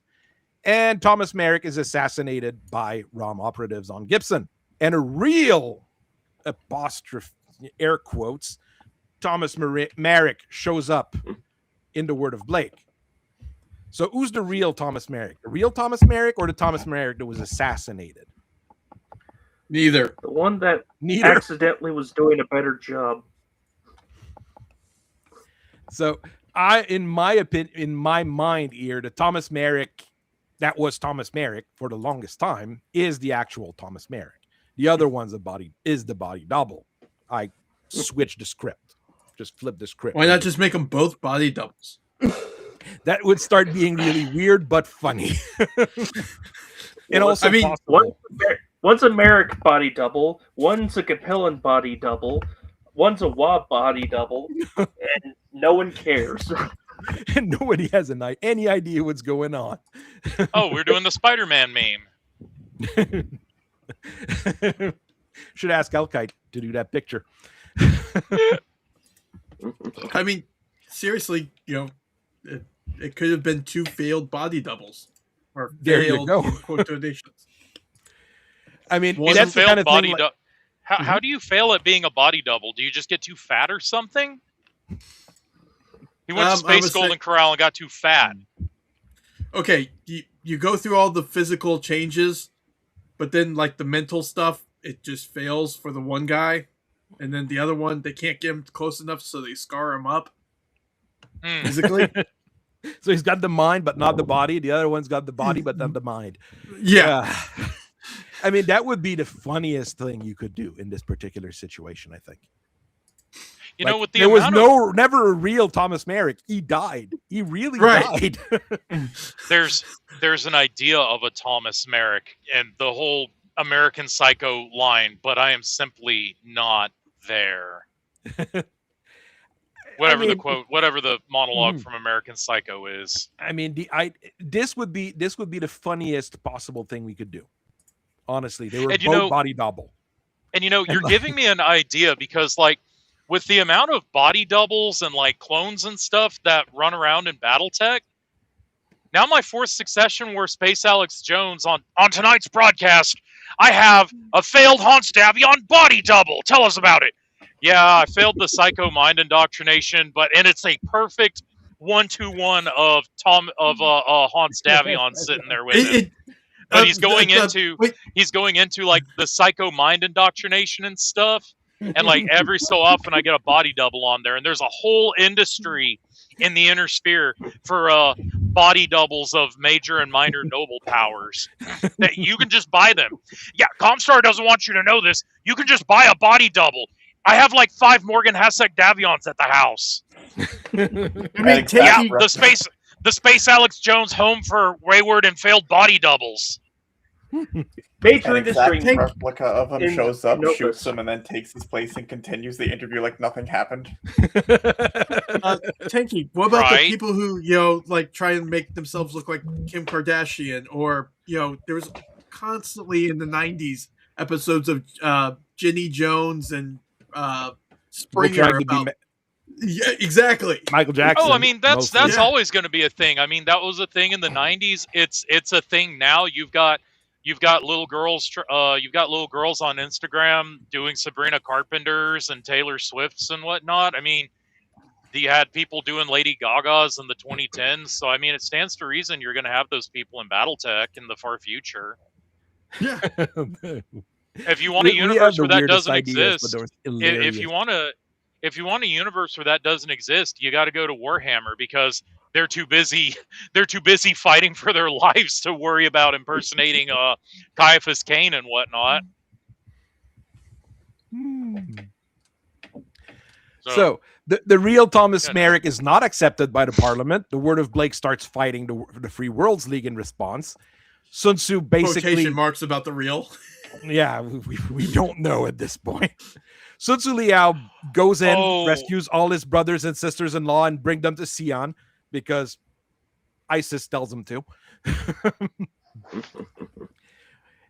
If you want this mark, you got to go rescue my family. Okay, we're gonna rescue your family. Jeez. The Word of Blake is prevented from taking the Free Worlds League over because the Kipellans and the Free Worlds League sign an armistice with the Federated Commonwealth, and they turn around and start, pushing back against the Blakeists. The Blakeists do have an enclave. They do have their little territory right there around Gibson. I'll have to tag Gibson as a faction capital. Mm-hmm. So they have a few worlds here. And it's no longer a Merrick that is Captain General because, Janos 3 is, I think, 12 years old at that point. Isis Merrick is married to a Capellan. That's not going to work. So Kirk Cameron Jones, Prince of Regulus, who always wanted to be Captain General, is like, I'm Captain General now. Actually, here's how you get rid of Isis. Prove which one's her daddy. Yeah. Who's your daddy? I'm not sure. And Kirk Cameron Jones looks like an absolute asshole, so that works. He looks like a evil Mr. Miyagi. Why does he have the widest? Why does he have the widest name imaginable? But he's Asian. Free Worlds League. He's Regulan, and Regulus was originally it was South Asian. It was India and Vietnam. So who knows, man? Who knows? Question: does the Free Worlds League have a navy at this point, like they did in the real timeline? They would, yeah. Dude, because I'm thinking about this, and I remember how. So I didn't know this, but there were some pretty major naval battles in the Spanish Civil War. like half the Spanish Navy sided with the with Franco, and then the other half sided with the commies. And the Spanish Navy sorties out to shoot the Spanish Navy multiple times. So I'm like, oh, dude, because the Word of Blake was lending quote quote technical support to the Free Worlds League Navy, which resulted in several Agamemnons, Theras, and Zeknus going missing or going to the Word of Blake. So now you've got the Free Worlds League Navy fighting the Free Worlds League Navy. Things would get pretty bad. Yes. By the way, Zeknu corvettes don't have a lot of armor, and I think the problem with the Agamemnons and the Theras was that despite their mass and calling them heavy cruisers, they did not have heavy cruiser armor. Look, we already said it. Space battles and Battletech, it don't quite work. Well, that's not even a Battletech naval problem. That is a doctrinal. That is a problem. That is a what the British call a battle cruiser, America called large cruiser, and what the Germans called a battleship, the British called a heavy cruiser. It's silly. It's silly. Yeah, well, like my whole opinion of a heavy cruiser is something that's got a lot of weapons but still fast as hell. For Battletech, yes. This is a post-stream discussion about that. But what do you look at cruisers as? I mean, I see cruisers. Cruisers are command ships for destroyers and frigates. Yes. The battleship is the commander for the cruisers. So you have a battleship, 2 cruisers, and an escort. That's how I see it. The cruiser is also the ship that allows you to project power on the high seas or the Black Seas, which is what space would be, is the Black Seas. It allows you to fly your flag in foreign ports, and if someone's pissing you off, you can rapidly get it and its accompanying cruiser and destroyer flotilla there until the battleship can show up to say, okay, we really mean business, knock it off.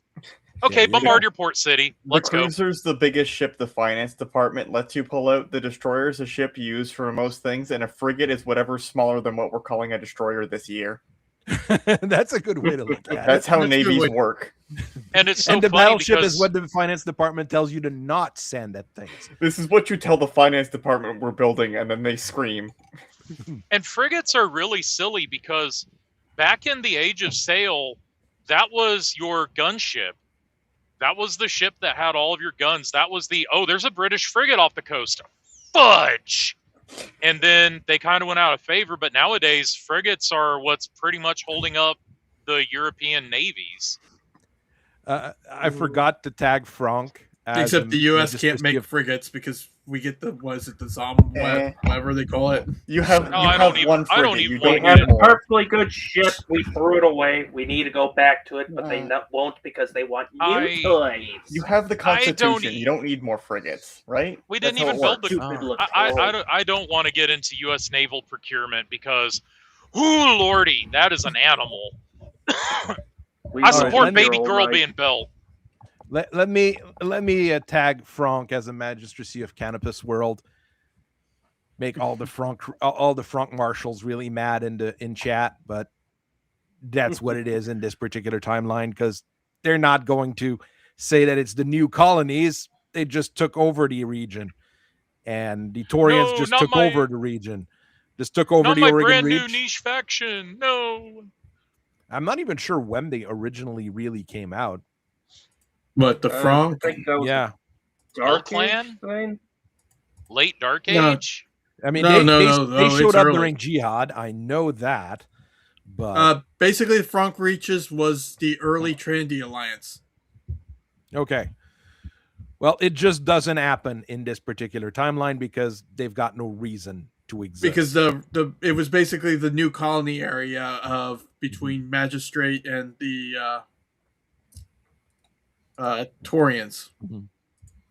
It basically, either the Magistrate took the worlds or, the Torians just became Torians. hate to say it. There you go. Okay, looks like So- they kind of popped off in Jihad when no one was looking. Yeah. So Well, Kirk Cameron as I Jones said, is they in had no charge of support. the.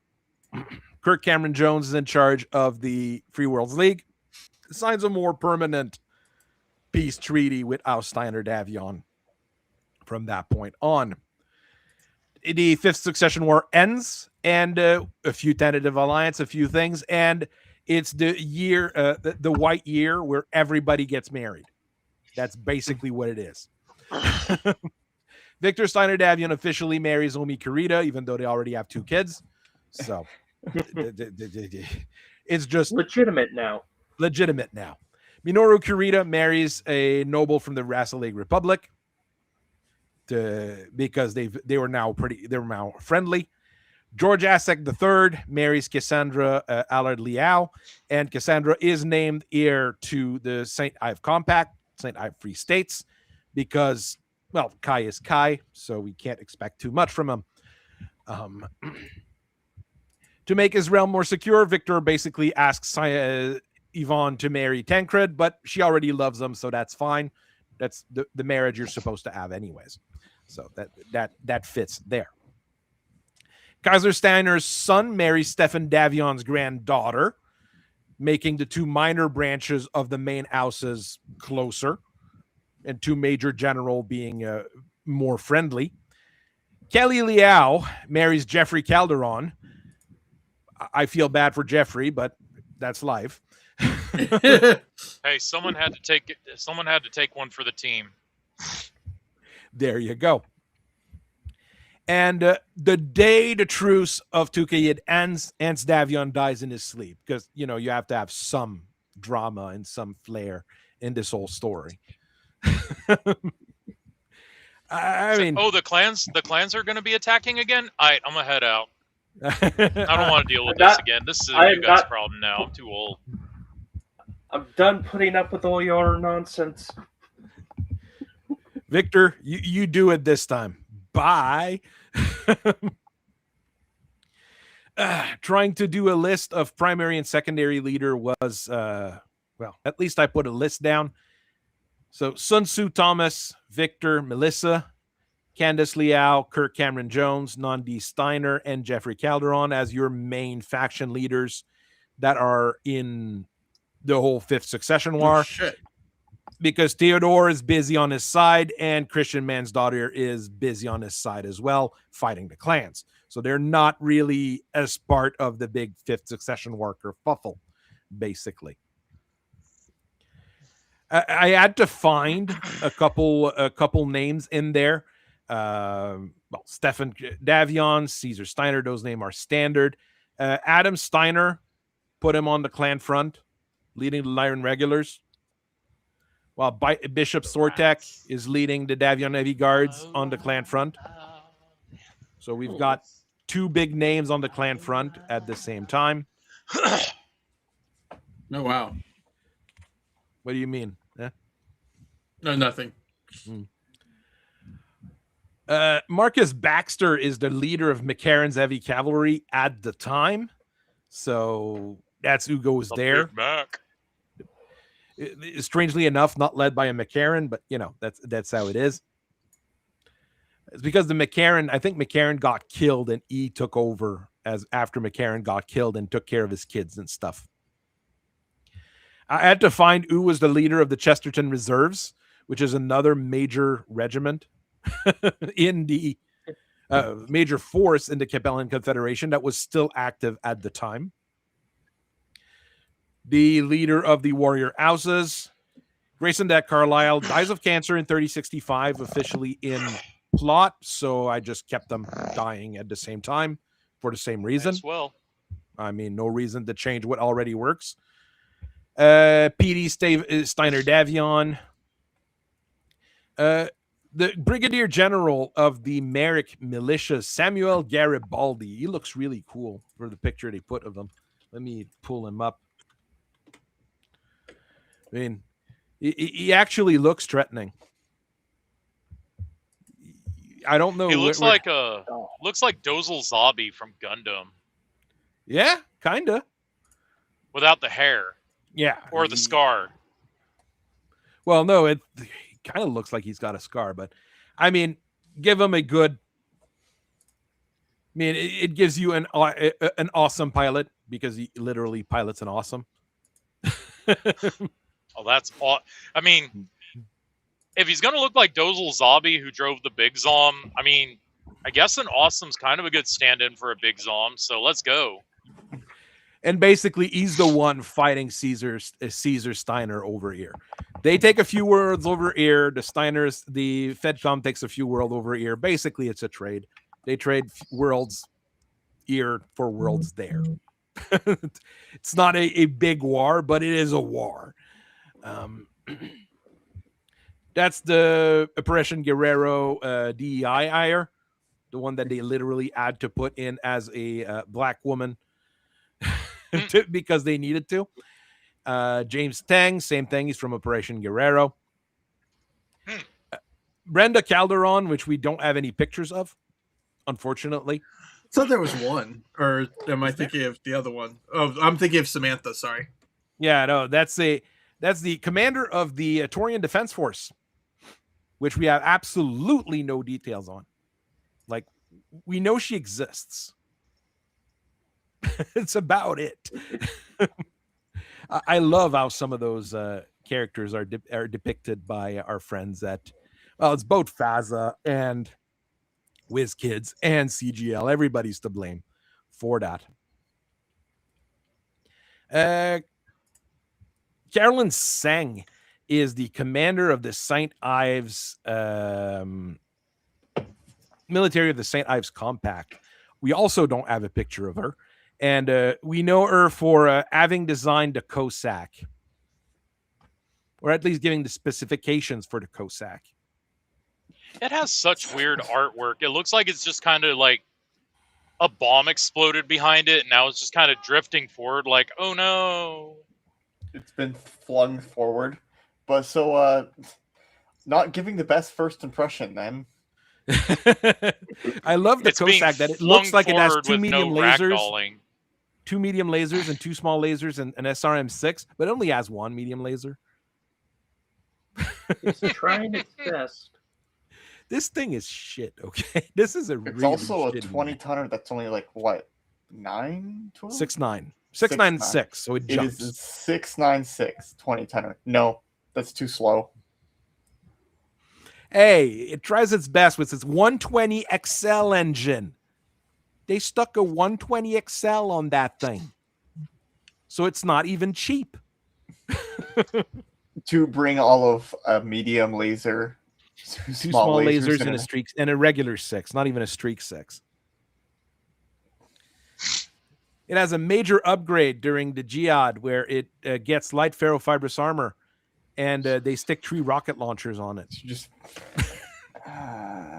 oh, and a medium variable speed pulse laser. Okay, I'll give them that. No, I won't. You already have the Stinger and the Wasp. Just use them. Remember, this was built before they could come back. Before the Stinger and the Wasp could come back? The Stinger and the Wasp has been around forever. No. Lawsuit. Oh, true. Officially. There's a lot of mechs that only exist because they thought they'd never get to put Stingers and Wasps and stuff back in the game. True enough. That is such a sad statement. Everybody forgets about that because that's a reason some of these mechs exist. Ophelia had to go, but it's okay. We still enjoy her presence when she's there. She always brings fun comments. Actually, a lot of it makes me think, which is a good thing here. But no, the Cossack is terrible. That is a thing that we have to say. And Carolyn's saying if she's the one who gave the specifications to build that thing, I'm not sure she's qualified as a military commander. But you know, we have all these 120 XL engines. What do? I don't know. Get rid of them. That is a good way to put it. You've got that dude. Oh yeah, he's the commander of the regulars. We have a cool picture of him. Like he's Japanese, and He looks like a Japanese officer from World War II. That's about what we get. And he graduated from Princefield. Yeah. Some of those characters have very little on them. And Nandi Steiner's right-hand man, Rupert Garcia, because he's the commanding officer of the Sky Rangers at that time. As you can see, we've got a lot of information about him. I see still the love that in the sarcasm. Battletech setting, how you have like the most Japanese man to exist in like the space Austria-Hungary, and then he'll go fight like an actual black samurai. Welcome. I just like in the like in the Capellan Confederation how you can have a guy in the Otomo who has the most Irish name ever, and he's also Italian. Or hell, even the Yarn folk, they speak a blend of Japanese and Norwegian or something like that. No, that's Rasselhaig that speaks That's Rasselhaig. Norwegian. What do the Yarn folk speak then? It's like Swedish, is it? Ancient Swedish. I think IKEA. So Ancient Swedish. So our modern Swedish is now ancient Swedish to them. We don't need aliens in this setting. We already have people that are completely incomprehensible. there we go. Why would we need aliens when we have the Swedes and the Norwegians? Bork, bork, bork. We've got H.R. McIntyre from the... Not the HR department. No. It's Little Bob. That's his nickname. As president of the Sir Sinis Federation. He's Bob. Precious. Little thumbhead ass looking ass boy. Looking like Roger from American Dad looking ass boy. Oh, and he has the walrus mustache too. And it's fun. At least in his bio, his obese weight and high blood pressure were caused from his position. He's paranoid, has anger issues and distrust. He died of a heart failure. Well, obviously. So, yeah. It goes without saying. And then creepy ass Calvin McIntyre. But that's after the Fifth Succession War. He dies when the Sixth Succession War ends. But, that's just how life is. But, I mean, that's who the FedCom allies with. Because they don't have a choice. Sean and Julius O'Reilly, because I think Sean O'Reilly dies in 3063. I mean, he's not even that old, surprisingly.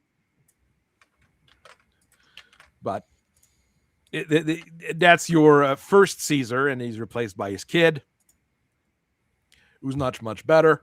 Also pretending to be Roman while being Irish in space. The Marians are awesome, okay? There's no other way of putting it. So cool. And this is also who the FedCom allies with. Sherlar Mori is still Primus of Comstar, and Astasius Falk is still Presenter Marshal of Comstar. Emma Centrella exists, but she doesn't fight or anything directly during the Succession War. She just provides equipment and personnel to everybody that's fighting the FedCom, basically. So we've had we're trying to keep the Canopians around, and the Canopians are ally with the Word of Blake at the end of the Fifth Succession War.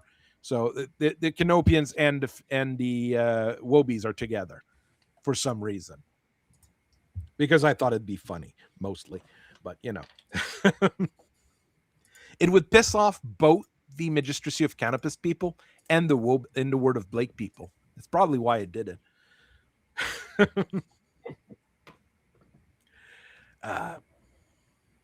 And poor old Mitchell Avalar, because we got to remember that the Outworlds Alliance exists. No, we don't. They are in their own territory. I mean, he looks like a 19th century painter from like Amsterdam or something. That is not a flattering picture for a faction leader. But that might be why I have the clans start beating up on the northern regions here of the Outworlds Alliance, just to have them do something and have them be busy. I might also expand the realm, retake some of their old worlds over here. I've done that with a few people. Retake worlds and make worlds that are abandoned, de-abandoned, basically. But I mean, we've got a full succession war, a full clan trying to fix themselves up situation, and even a potential future. So, and I did that in 2 days. A lot of it was messing with the map because the Sarna kit is good, but I don't have Excel on my computer, so I have to go through Google Docs to fix a lot of it. That makes things a little bit difficult. But hey, I've got it done. So imagine if I was paid to do this by a company that owns the IP, as an example. Just an example I'm putting out there. So sick. Try to generate universe. See how it comes out as universe.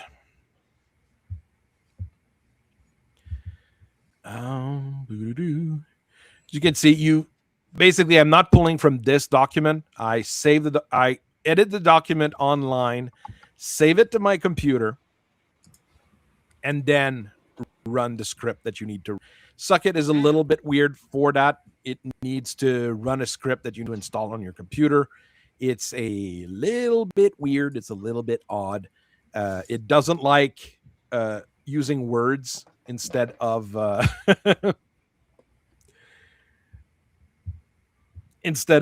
dates. So I had to put 3267 instead of 3067, because if I had put 3067, everything would be a mess. But that's how it is. So we got the clan homeworlds all the way up there, being clan homeworldy. Got all sorts of worlds that have been conquered on the way down, I assume. That are at least noted as being planets. Yeah, at least, or recharge stations in some cases, if I understand correctly. It's really wild to me that there's so much blank space between the Inner Sphere and the clan homeworlds that, like, nobody went to. It's probably because it gets expensive to go all the way there. You go out there, there's a rock. Okay, there's plenty of rocks everywhere. I mean, you need to find a rock where you can live. Yeah. Where there's something valuable, unless you end up stumbling across a massive stockpile of germanium or something. You find a block of germanium floating in space. You will take that planet or in that region, and you will colonize it. Outside of that, I'm not sure. Here's the new Delphi Compact. Did you know that existed? From BTA, yeah. Yes. Don't go there. It's full of plagues. Full of plagues? They have, like, if I recall reading on it, they have, like, there's one plague over there that is the reason you don't want to visit, but they have some of the best medical tech because they're constantly fighting something out there. Oh, well. There's these guys. Will we ever do anything with them? I doubt it. But, I mean, they exist. Just like on the other end of space, you've got the Axiomite Providence. I copied and pasted it through the entire document that I have because they've always been there and they always exists. So they're never tagged, I think, in any of the suckets. So I made sure they exist. I mean, maybe there's like some space Amish community out homesteading on some rock, but we don't actually care about them, so they're not noted. Here's all the worlds I had created for the Vengeance stuff. They're all there because I haven't removed them. So they have to be somewhere. But yeah, that's when you go with universe, you notice just how big Battletech really ends up being. I mean, we know the inner sphere and the near periphery, but there's stuff just about everywhere. Our friends in Nueva Castilla in the Asiatic League, right there. Other people you can conquer with not much issues. So, hey, we've got an AU once again. I might keep working on it if people are interested. Hell yeah. I've got no reason not to. I mean, my brain's off vengeance, has been off vengeance for a little bit because life and all that stuff. Got to prime a bunch of what are those? War dogs, I think. War dogs or Bandersnatch? One of the two. Did we talk about the new novel? No, we're not talking about the new novel. I don't think we need to talk about that new novel. There's a new novel? Oh, you missed it. I did. You weren't here. You weren't here this weekend. It was. No, I was kind of out of pocket this weekend. It was a thing. That novel. Quite a ride. Desperate Housewives meets Battletech.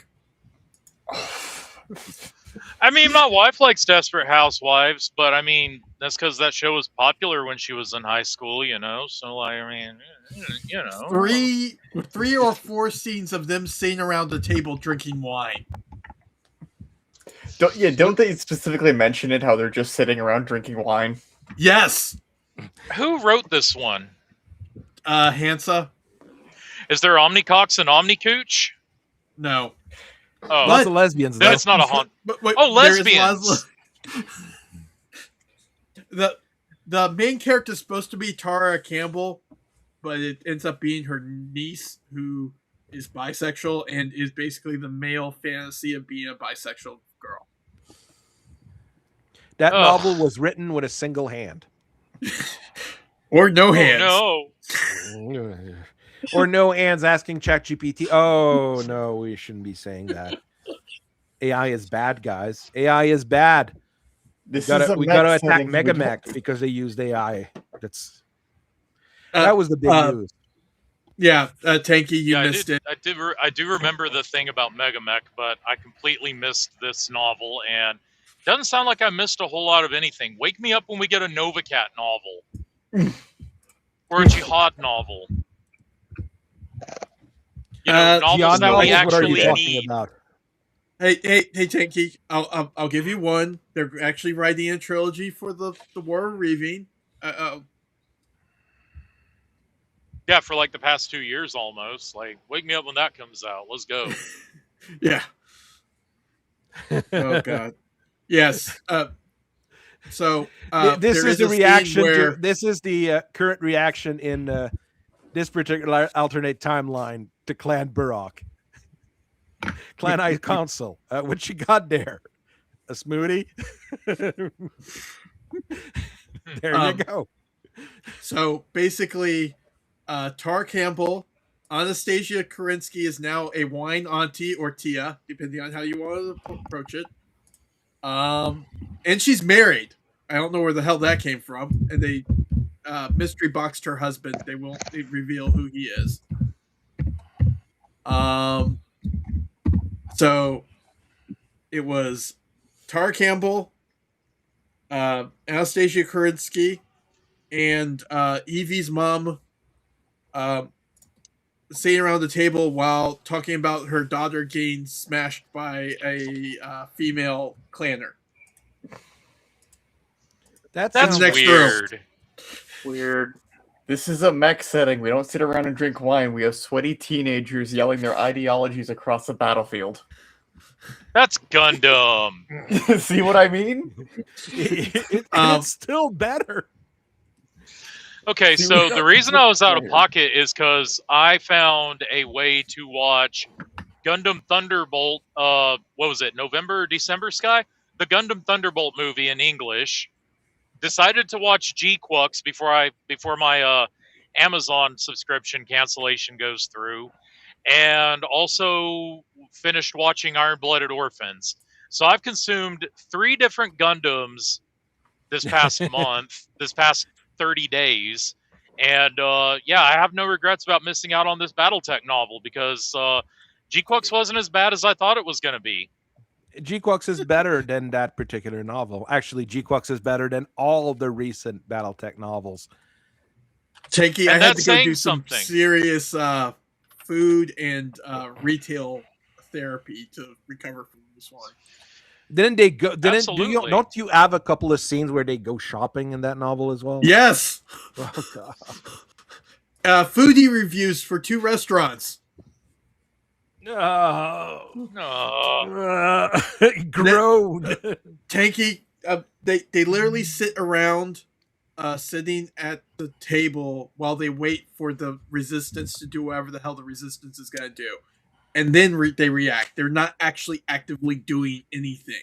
They're not doing the resistance. They're drinking wine. Yeah. Well, no, they're tracking. Tara's supposed to be tracking down the resistance. That's because they stole some shootists. The only good thing about the book, they are making new shootists. Hey, the review for the shootist will come out next week. Yeah, next week is the review for the shootist. This week is the review for the drumroll Tempest, which is an awesome mech. I really like the Tempest. Great mech. Not talked about because it's a 3055 mech, but it's a great mech. Shootist will be next week with a lot of interpretation because there's like 3 configs of it, so I extrapolated. Mostly about true Succession War designs of the shootist. Because, I mean, it's not difficult to make a shootist for Succession War era. You take out the double heat sinks, and that's about it. So that was my weekend, Tanky. I made a fancy shootist, which is basically an enforcer. Rather than a big hunchback, it's a big enforcer instead. I don't even want to think about the Enforcer after the ass whooping I received the other day with an Enforcer 3. Enforcer 3 is a thing, unfortunately. Great. I thought bringing a 585 targeting computer linked Gauss rifle to back up a Falconer would be a good idea. I was not anticipating not 1, not 2, but 3 heavy Gauss rifles pointed at my force. What did the guy bring? Romano brought a Fafnir, heavy Gauss rifle Hauptmann, 2 bushwhackers, an Uziel, and the Zeus with the LRMs, and 2 Patton tanks. What the hell? I was not expecting. Well, I knew a Fafnir. Like, if you're gonna bring a Fafnir, I'm gonna bring the Ultra AC-20 Fafnir. Yeah, no one said no one ever. So I knew I had to deal with that. I just wasn't anticipating 3 heavy Gauss rifles, and wasn't anticipating losing my Templar's LB-20 arm. Wasn't anticipating my Night Star getting its torsos nowhere else on the mech, just the torsos shot to shreds. And yeah, I did not have fun. Port Mosby is going to the Draconis Combine. I don't like this here. I don't like how that looks. That doesn't look good on the map. I'm not a fan of planetary peninsulas on these maps. Like, dude, just pinch it off. Pinch it off and move on. Well, wait. That could be it because it's a 2D map. True, but no, it doesn't work. There, I know. You're going back to that. This will be red right there. That'll be better. You might as well just give them the other planet too. Which one? The one that starts with A. Yeah. Yeah. Why not? And it's not like the Fedcom's earning for worlds, anyways. Accrington. Yes, that was a bad weekend, Tanky. It was a bad novel, and you can go read all the shill reviews on Amazon right now. Oh God! You're the only one that gave it a 0 or a 1. 1 star because I can't give anything lower. You could just not review it. No, it's better to review it if you've read it, so at least some people can be like, yeah, okay, maybe is. That way, there's at least somebody who actually took the time to actually write a review. Unlike on Blood Will Rise, where I was the only review for 8 months. Oh, what the hell? That's awesome. Okay, so how And many then worlds do the they have second at the review end is there? only a 3-star review. Oof. Well, I mean, it's not a 1, so it's better, I guess. Capital and Confederation's down to 151 worlds. But that's the one they also brigaded with just clicking the 5-star button. The Combine's at 267. The Clan Worlds I'll have to adjust. FedCom's at 877 because they've got 2 realms.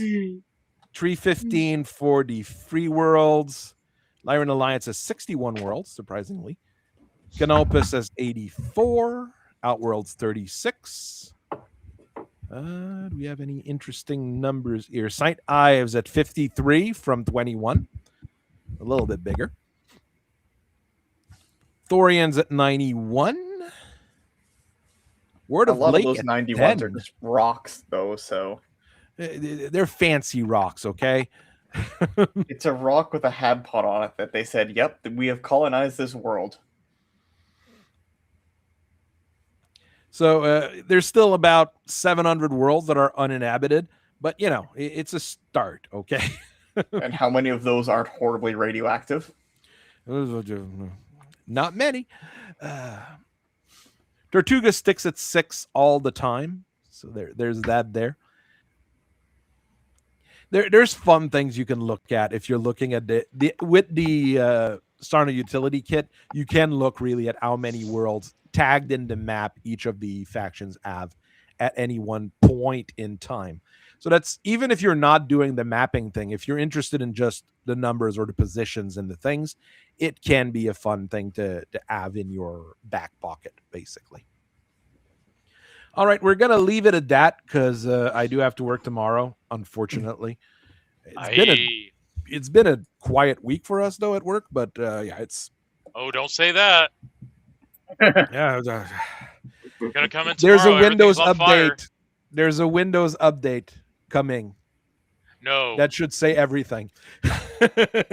It bricks your computer. Are they at least going to make the... you know, snipping tool that everybody uses and everybody has? Just an SSD. It doesn't launch anymore. I had a couple people calling in for that. Like, are they going to at least reformat it to where the taskbar is back in the bottom left-hand corner of the screen again? Oh, you can easily change. You can easily change that. Go to your taskbar, parameters, and you can put it to the left. But you can't put it anywhere else. Back in the days, you could put it everywhere you want, any way you want. But now it has to be in the center or the left. One of the two. Windows 11, ladies and gentlemen. That's why this computer's still on Windows 10. No, it's because I can't upgrade. I can't update it. My computer's too old and crappy. But I think I'll prefer Windows 10. Like, who coded this? Nobody, apparently. Let's try not to go there. My other computer that I use for like music and stuff, yeah, it can't be updated. Because might be a good thing. Yeah. Actually, Actually, the last update on my my big computer kept crashing. Let's see how things go. We might discuss AI at some point. Let's try not to. It's too complex and too annoying for everyone. But I'll leave everybody at that. Tomorrow we've got the video on the Tempest. I gotta take the pictures of those shootists. I'll do that tomorrow morning. Doesn't take very long to take 3 pictures because I've got 3 models. But yeah. Hell yeah. Remember to say hi to your mom and tell her you love her. And I hope you guys have a very nice rest of your evening.